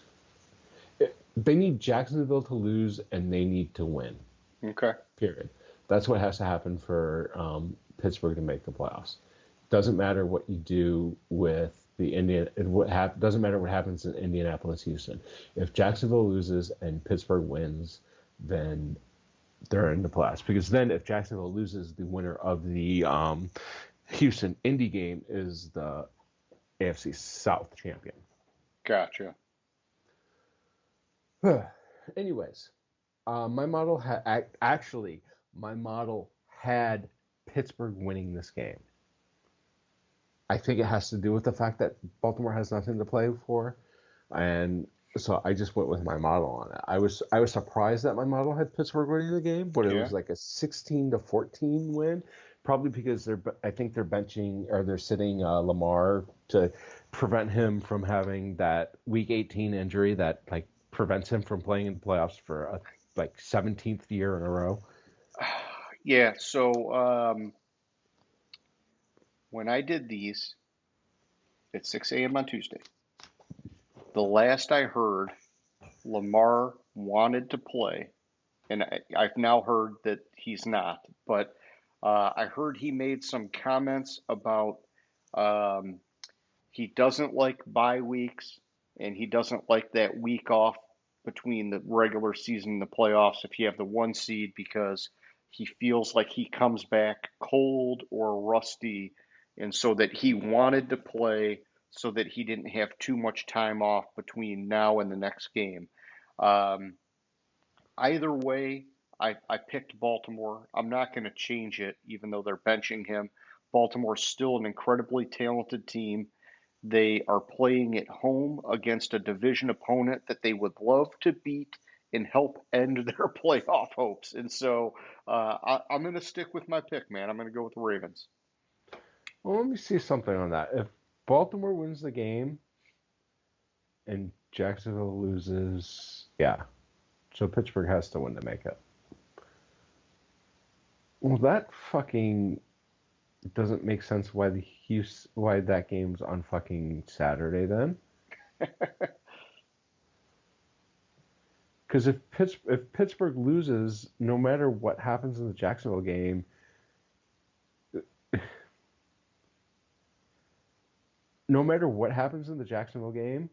if Pittsburgh loses, Jacksonville's playing the winner of the Houston-Indianapolis game. Okay. Yeah, it's just going to be decided. Yeah. Like, whoever... Yeah, okay, so Jacksonville could host the game, whatever. Anyways, next up we have Tampa Bay at Carolina. I just don't like fucking Baker Mayfield. I don't trust his ass. I wanted to go back to something I had found on the oh no, that's not there. I want to get. I just don't like Baker Mayfield. I don't trust his ass. I think he's going to. This is the classic Carson Wentz should be the team that fucking blows and make the playoffs choke job. And you know what I'm talking about. My model actually had it as only a 4-point victory by Tampa Bay, but I'm going to override that and I'm going to go with Carolina. Okay. Yeah, so my model has Tampa Bay winning by 5. Just looking at the model. I didn't look at the model at 6 a.m. on Tuesday, but I'm looking at it now. It's got Tampa Bay winning by 5. I'm going to stick with Tampa Bay. I think that, Todd Bowles kind of called it out last week. They would have lost to anybody. The team's just got to be better, and they're capable of being better. Carolina, man, if they lose this one, shame on them. That's all I'm going to say. So I'm going Tampa Bay, man. Next up, we have the Cleveland Browns at the Cincinnati Bengals. And the AFC North has a chance to do something this week. What the fuck happened to my... Where's my shit? What's going on with my fucking screen? My fucking screen... Technical difficulties. Yeah, my second screen keeps turning on and off and on and off and on and off and on and off. And you got a loose plug, man. Yeah, I know I do, and I just don't have time to deal with it right now. So anyways, the AFC North has a chance to do something that has not happened in 88 years in the NFL, which is a long fucking time. And you're going to hate this comment about it. All right, here it is. If Cincinnati beats Cleveland, Cleveland, who has nothing to play for, can't improve their seed, can't get a worse seed. They're locked in. If Cincinnati beats Cleveland, every team in the AFC North will end up above 500. The last time that happened was the 1935 NFL season, where the NFL West, all the teams ended up above 500. I mean, it's so long ago, the Arizona Cardinals still played in Chicago, where the Lions were 7-3-2, the Packers were 8-4, the Bears were 6-4-2, and the Cardinals were 6-4-2. Jeez. And that year, the Lions won the NFL championship. Not Super Bowl. the NFL championship over the New York Giants. Not Super Bowl. Super Bowl didn't exist. This was way Yeah. pre-merger. I think this was even before the AFL existed. And beat the shit out of the Giants in the NFL championship, 26-7. Okay. Okay, so my model with Cleveland basically sitting everybody because, like, everybody and their mother, they're afraid of getting hurt, especially Joe Flacco. He's old, man. Yeah, my model has it as a 17-14 victory for Cincinnati. And I'm not saying if Cincinnati wins, the Lions are going to win the Super Bowl, but I might go to Vegas to put money on it. Fuck But I might go to Vegas to put money on it anyways. yeah. Let me know. I'll meet you there. Cincinnati is neither team really has much to play for, but I think with Cleveland benching Flacco and Cincinnati wanting to end the season on a high note, I don't think they can do much to their seat or their draft pick by winning or losing. I'm going to go with Cincinnati in this game. Sure. Yeah. Hey, no deep analysis. I'm taking Cleveland. They've been hot, but I hear what you're saying. A lot of the guys are going to be on the bench. That's a huge factor. Cincinnati still, they're not playing for anything either. And so I think Cleveland gets the win, man. Flip a coin. Yeah. All right. Next up, we have Minnesota at Detroit. Detroit just beat Minnesota in Minnesota. They're playing in Detroit. Detroit could get the number 2 seed, could get the number 1 seed if the refs wouldn't have fucking blown the game. I'm going with Detroit. Yes, thank you. I'm taking Detroit as well. I think they're still playing for something. They're pissed off. They're going to want this one bad. Minnesota's still struggling to find an answer at quarterback. Even though Nick Mullins did fucking put up a shit ton of yards against us, he had some picks and we ended up capitalizing on it. This one, I think we're going to be dialed in. We're going to win this one, man. Then we have Chicago at Green Bay. I didn't mark this on my sheet, but I overrode my model on this one. It was a close game. I just don't like Green Bay. That's evident in my power rankings. I don't think Jordan Love is a good quarterback, and I think just like they did last year, winning your end game to end the regular season in the division at home, they're going to fucking choke that shit away and lose again to Chicago. Yeah, I mean, hey, I'm picking Green Bay, but I am not opposed to them choking that chicken and losing. And so I can easily see it happening. My model does have Green Bay winning by at least 4. But, the thing is, Green Bay most weeks has underperformed my model. And Chicago, we talked about it. They've been really good since the trade deadline. Still, I'm taking Green Bay. They want the playoffs. It's like when Green Bay's good, man, they're really good. They're just so unpredictable. And so, yeah, I'm taking the Packers, man. And then next up we have Houston at Indy. This is the Saturday nightcap game. It's the night one. It's the second, or is it the first one? I don't remember. I don't know. It's a Saturday game. Houston at the Colts. Winner of this game could make the playoffs. Losers out. This is more of the prototypical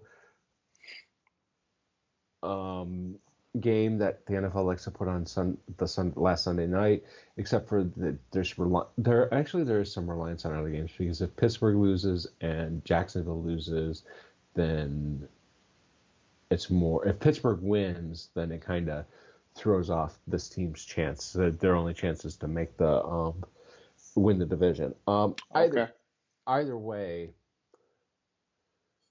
I trust the Colts more, and this is where I messed up. I marked this as an override, not the Chicago game. The Chicago game was an override. My model had the Colts winning this game by a touchdown, and I kind of trust Minshew and the Colts more than CJ Stroud, even though CJ Stroud's a fucking awesome quarterback. and I think he deserves consideration for the MVP award Yeah.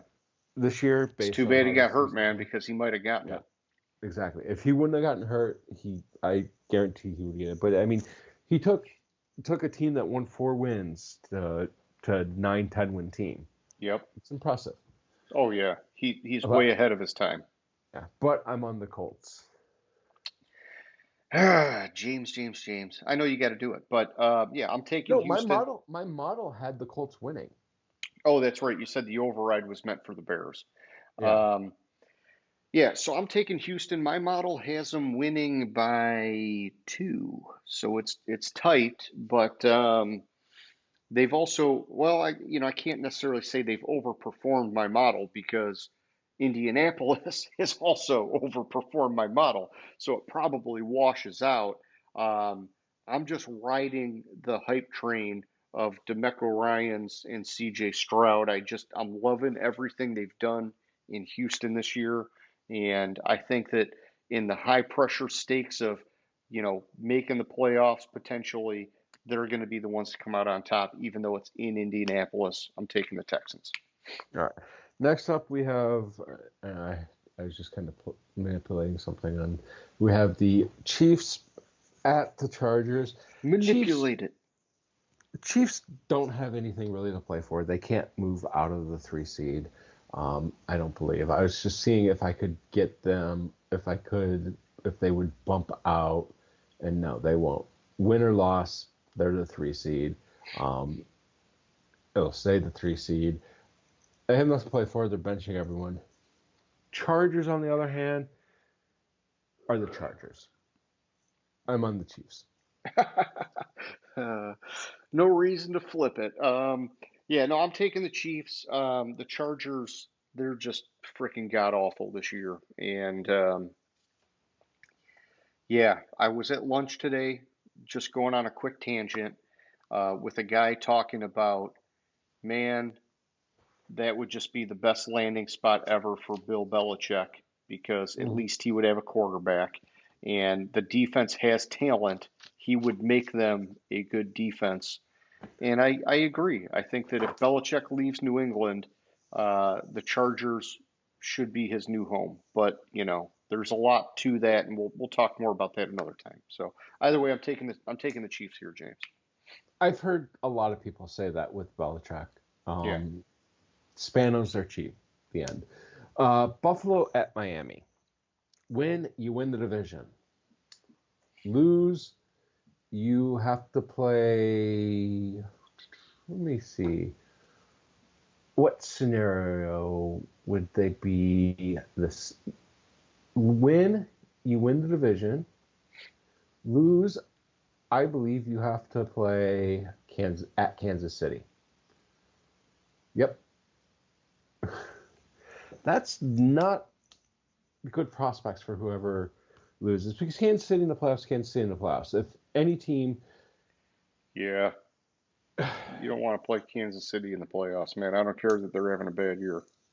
what what I want to see, and I'm gonna have to change my pick back Okay. because this is what I'm rooting for. I'm rooting for Buffalo to win the FC East and Miami to have to play at Kansas City in the playoffs because the NFL robbed us of the Tyreek Oh Hill yeah, revenge return game. to Kansas City game. All right, so explain the changes to me so I can update them. I'm going to take Buffalo. All right, Buffalo I'm gonna go back to what my model Bills. said. My model had Buffalo winning. Where to fucking go? Where is Buffalo? Where is 30? Buffalo Had Soldier. Buffalo winning 31-23, and that's just what I want to see happen. Yeah, it gives a high probability that Buffalo is going to make it to the AFC Championship game because they'll be the 2 seed and will not have to face Baltimore till the AFC Championship game. But I'm going to go with Buffalo because I want to see Tyreek Hill return to Kansas City because we were fucking robbed of it by putting the game in Germany. I'll find another game. Sure. Yeah, I'm taking Buffalo. Buffalo is in a win and in scenario, I'm pretty sure. Uh, both teams have made the playoffs, I thought. Buffalo's in? I thought they had to win or they're out. So it's convoluted. Um, so if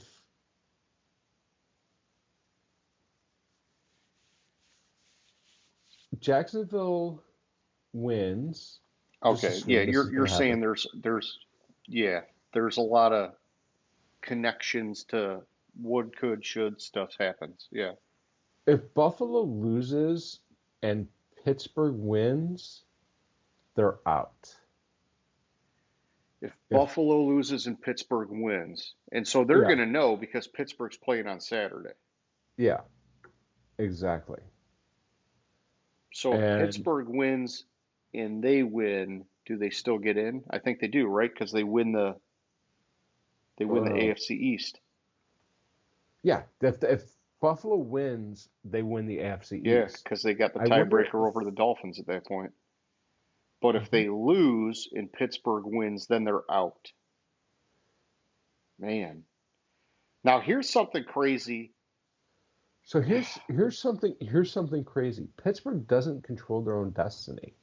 If Yeah, If Pittsburgh wins, Buffalo and Jacksonville, I'm sorry, Houston, Buffalo and Jacksonville win, then they're Pittsburgh still doesn't out. make the no.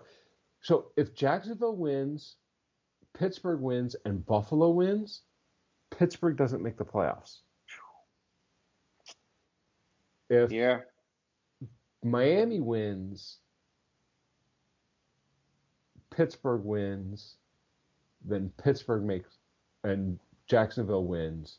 If Jacksonville Pittsburgh's still in. Yeah, loses, if I mean, yeah. So if Miami Buffalo. beats Buffalo, Pittsburgh. Let me see if Jacksonville loses in Indy. Yeah.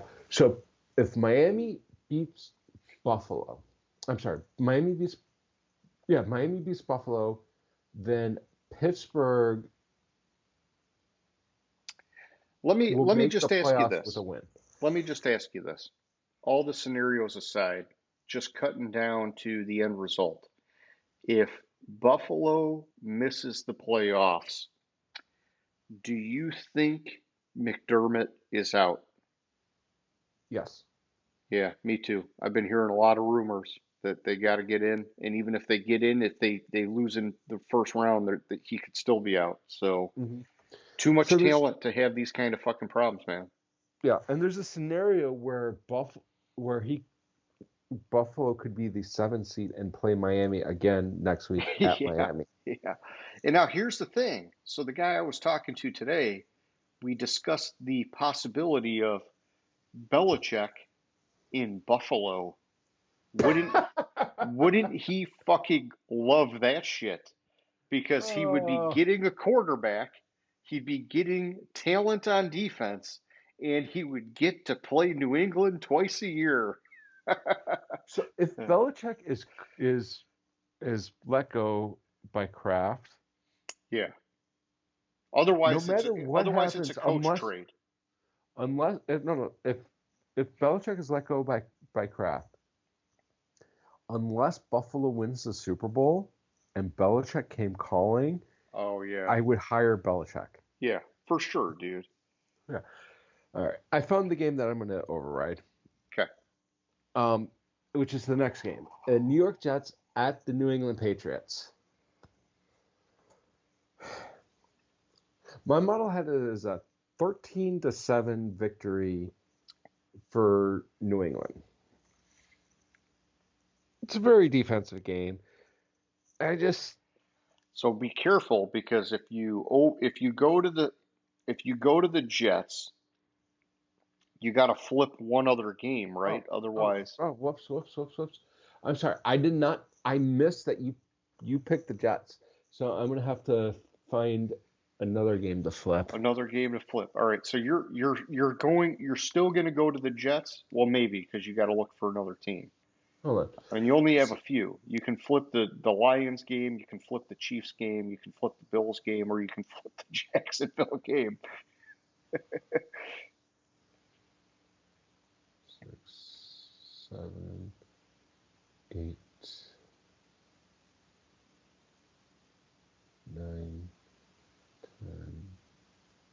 Actually, I'm good because I flipped the Arizona game. All right, so hang on, because I'm showing with Arizona 1, 2, 3, 4, 5, 6, 7, 8, 9, 10, 11, 12. And so if you flip New England to the Jets, you're at 11. I'm going to stay with New England. Oh, you're staying with New England. Okay, all right. So yeah, you're at 12. Yeah.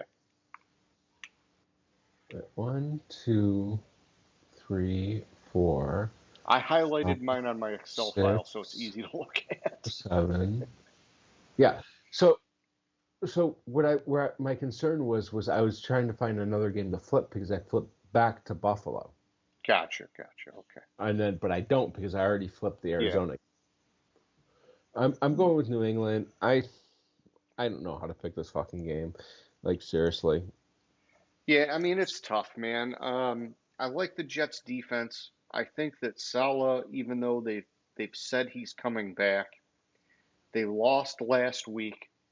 I think he's still trying to get a win because if he loses again, I think that whatever his name is, Woody Johnson, could go back on that comment and fire him. And so I think he has more incentive. I think Belichick, his record is so bad that even if he wins, I think that Kraft already has his mind made up. He's just Mhm. waiting to get past this week as a formality.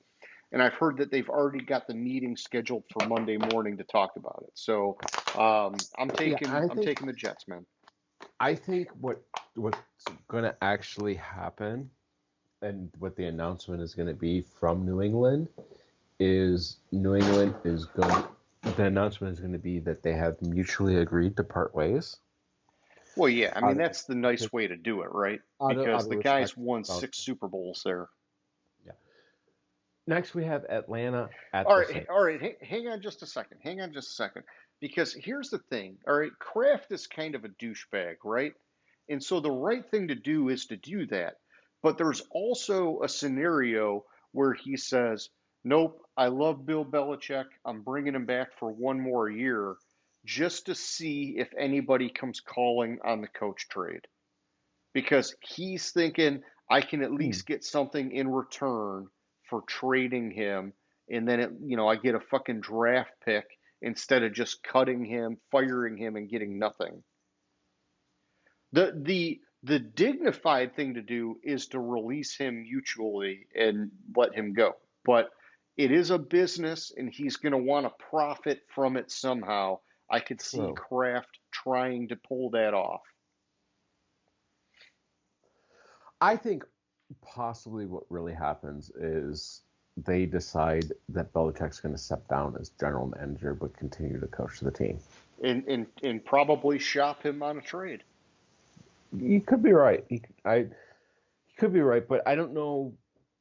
It is Belichick. Some Who team is knows? some team is going to say, "Shit, if he's available, I'll make an offer." I don't know that they're True. going to go crazy and throw like a first round pick or something, but some team might say, "Fuck yeah, let's try it, man." Huh.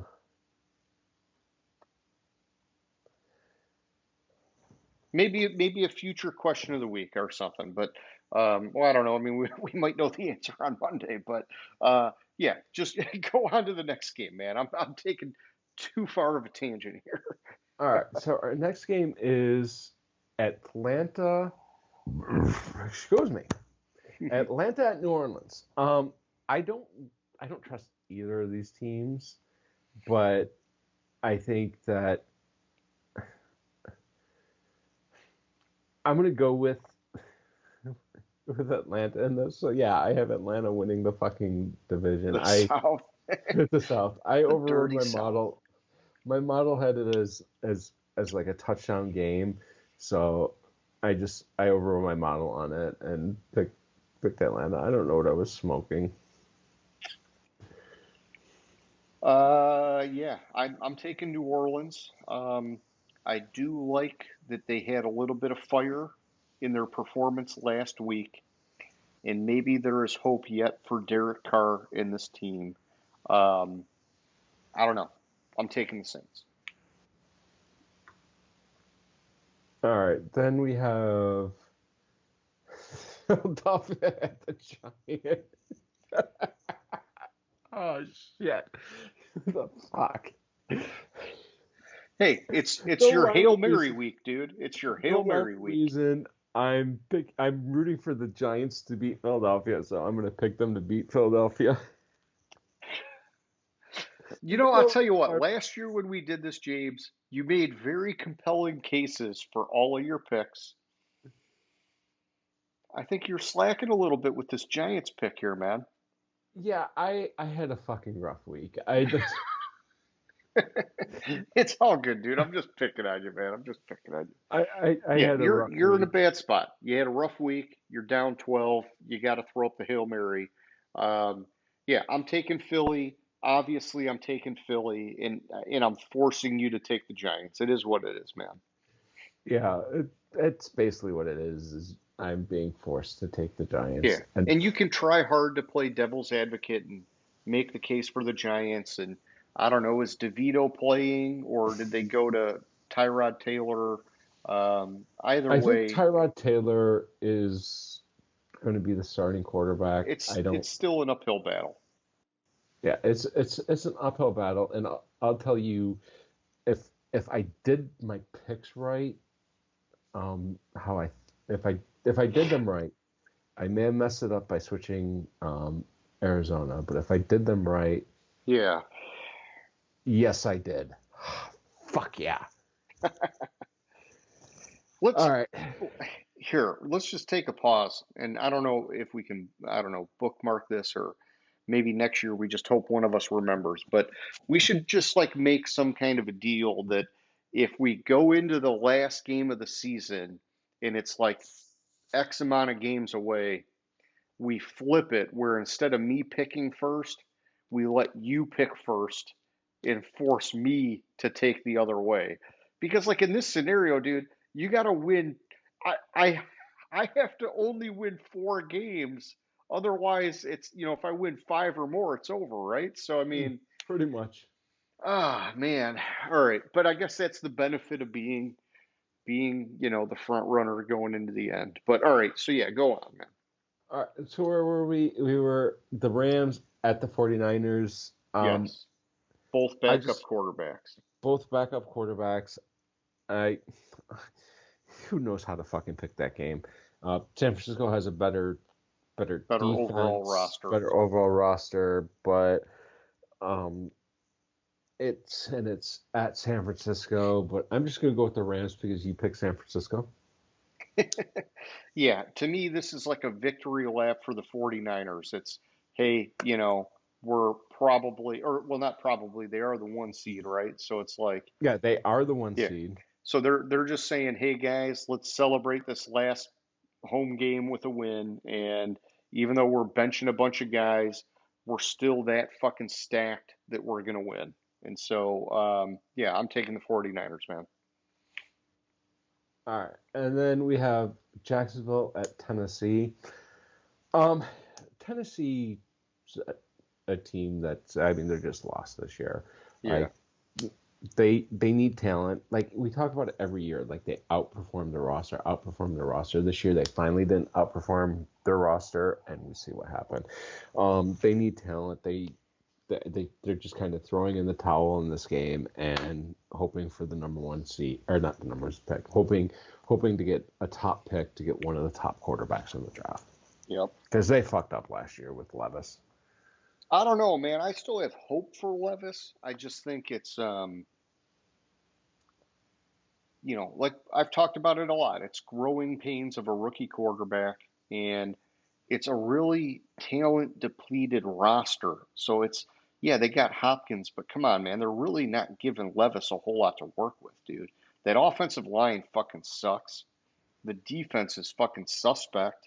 And Mm-hmm. really, aside from Hopkins, who's hurt every week and never practices, they don't have anybody else at wide receiver, man. So it just, they've done the rookie no favors, dude. True. I probably shouldn't have said quarterback. I just want one of the top players, get some talent there, and hopefully they Yeah. don't. Then hope that Levis is the answer. I don't know.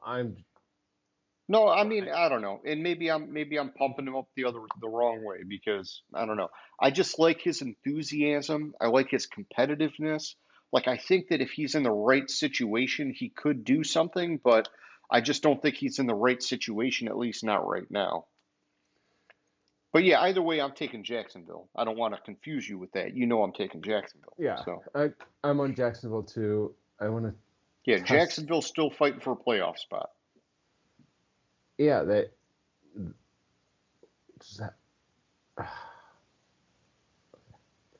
So then the last game of the week, which is not the last game of the week, it's I believe it's at 4 o'clock Eastern time, along with the Philadelphia game, because Philadelphia wins, Dallas loses. There's various scenarios where the two games have to match up against each other because you don't want one team to know what happened to the other team to ruin the competitiveness of the other game. Dallas is on the road at Washington. Dallas sucks on the road. My model has a 17-point victory for Dallas, but I'm going to go with the Commanders anyways. Sure. Yeah, I mean, hey, I would love it if Washington upset Dallas. It would be a fuck you to the NFL and the refs for getting it wrong last week.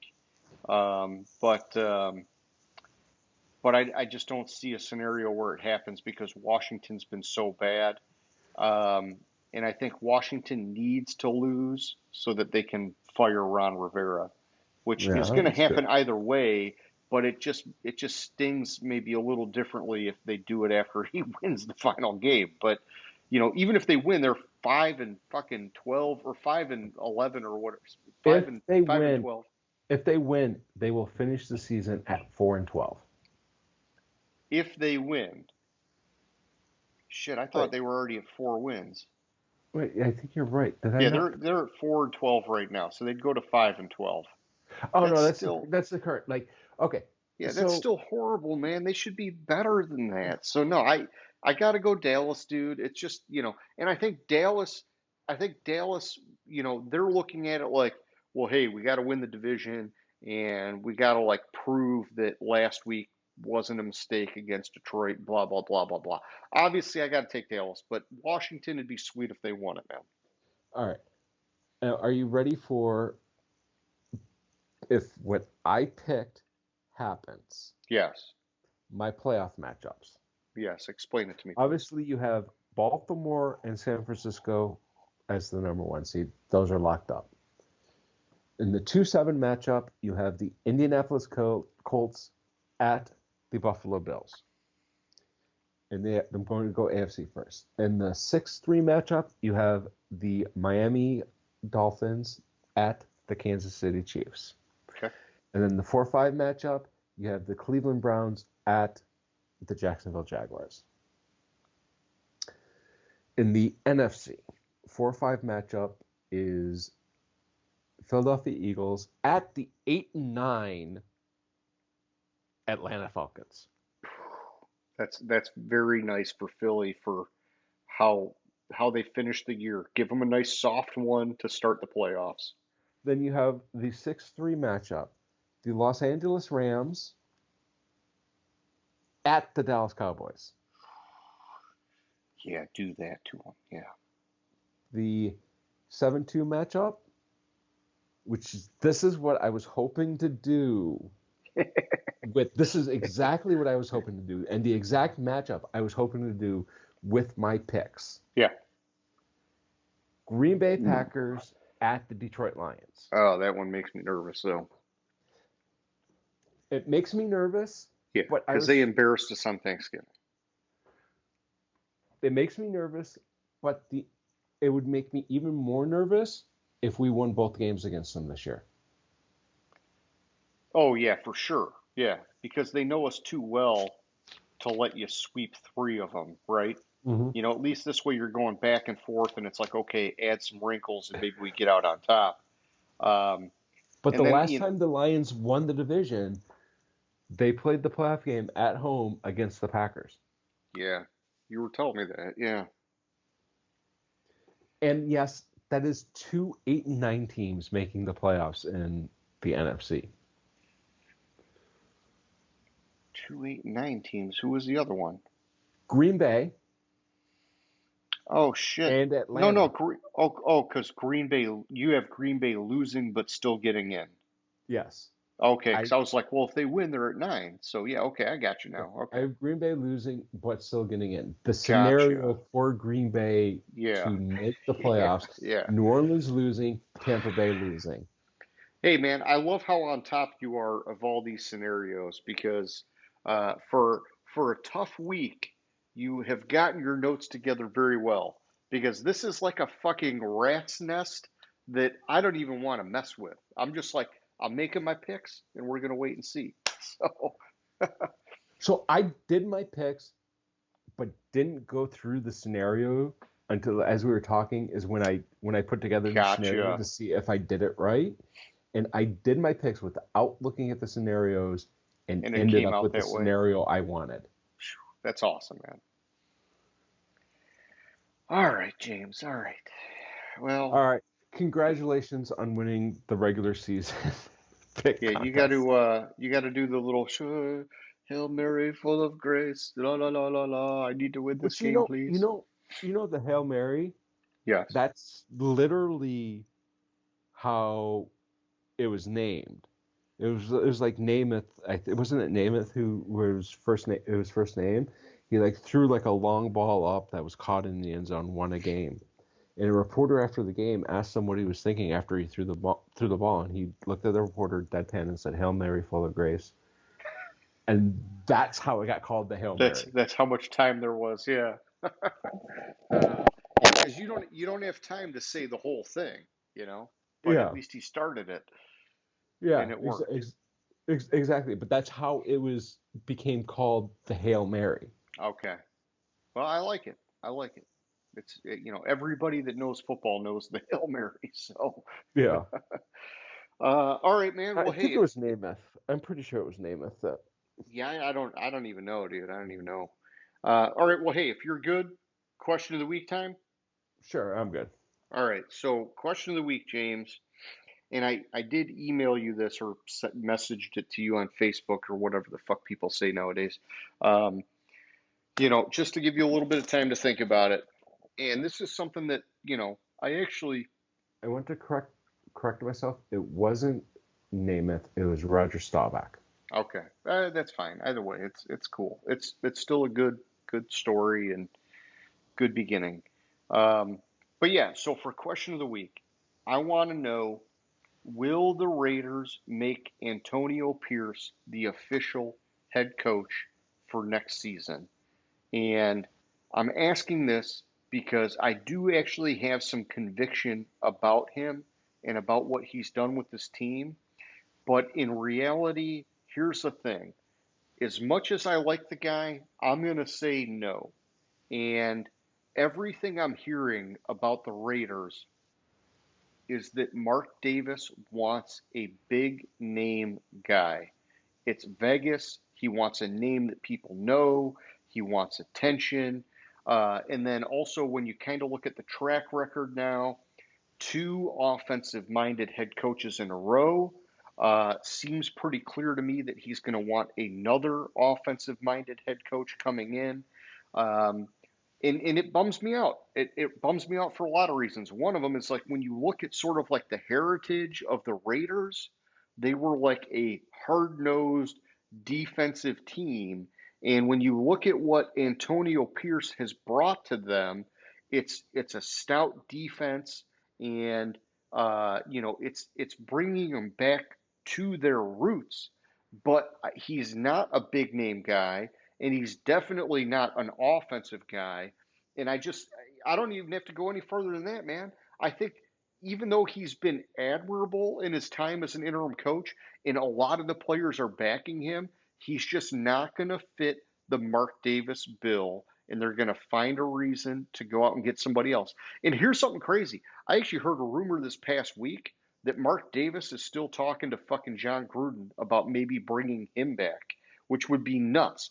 But it just goes to show you that that's Raiders ownership. And like it or not, I think it's a really uphill battle for Antonio Pierce to get that job, man. What do you think?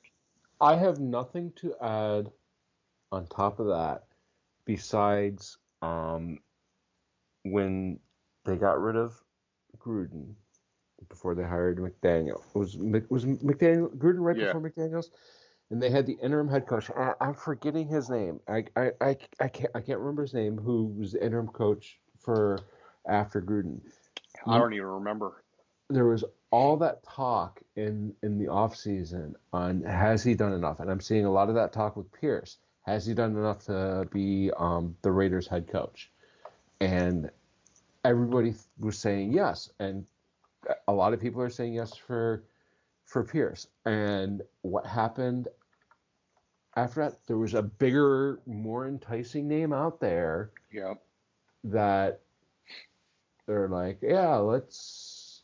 I'm gonna go with him, and they should have gone with fucking. Um, You think they should have went with that interim guy?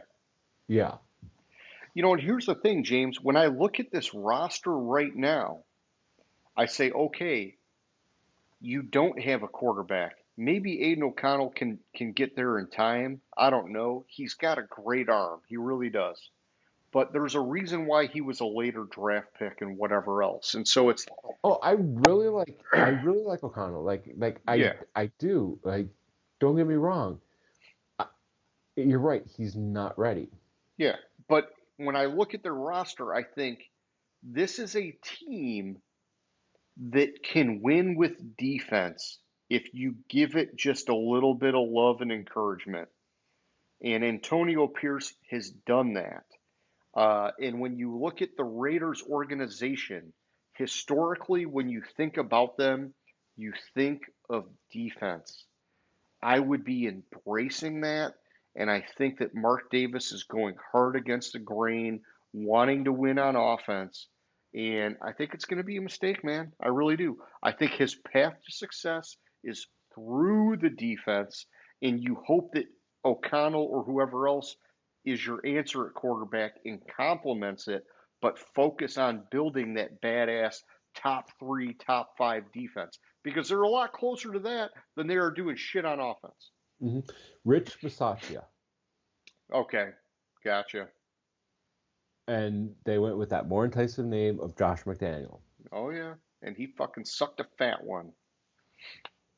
He made it more games than Gruden. Well, yeah, but that's because Gruden got kicked out of the league, basically. Oh no, I'm sorry. I'm sorry. Never mind. He made it more games in Vegas than Gruden. They All split right, it. there you go. There you They go. they Yeah. split it because he was there when they were in Oakland. Okay, that makes more sense. I was like, Either way, Gruden's exit was not, you know, it wasn't as much performance as it was true. other stuff.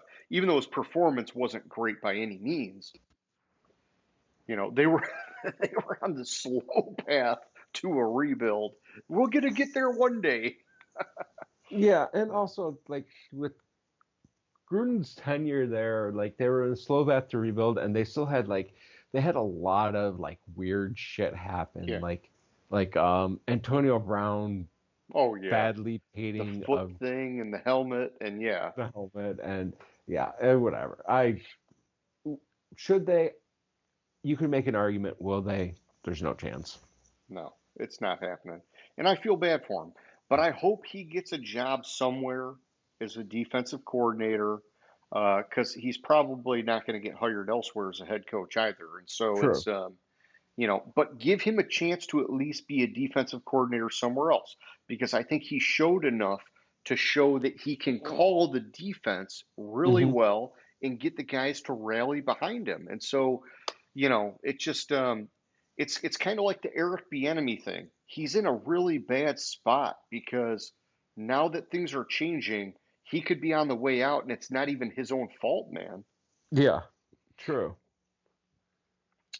All right, well, that's all I had for question of the week, my man. So I guess leaving it at that. Did you have any closing thoughts or questions or comments or concerns or anything like that?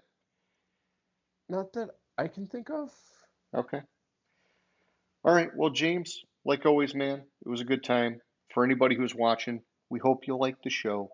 The last I checked, we only had 7 views last week. It's like an all-time low. So maybe we'll get to double digits this time. If not, it's not the end of the world. But still, like the video, subscribe, and it helps if you comment. We haven't had a comment in like 6 months either. So come on, people. I know we're 2 hours deep, but wake up. Yeah, really. Wake up. All right, James. I'll catch you later, my man. All right, sounds good. Have a good one. Gridiron Grinder. Hut hut hike.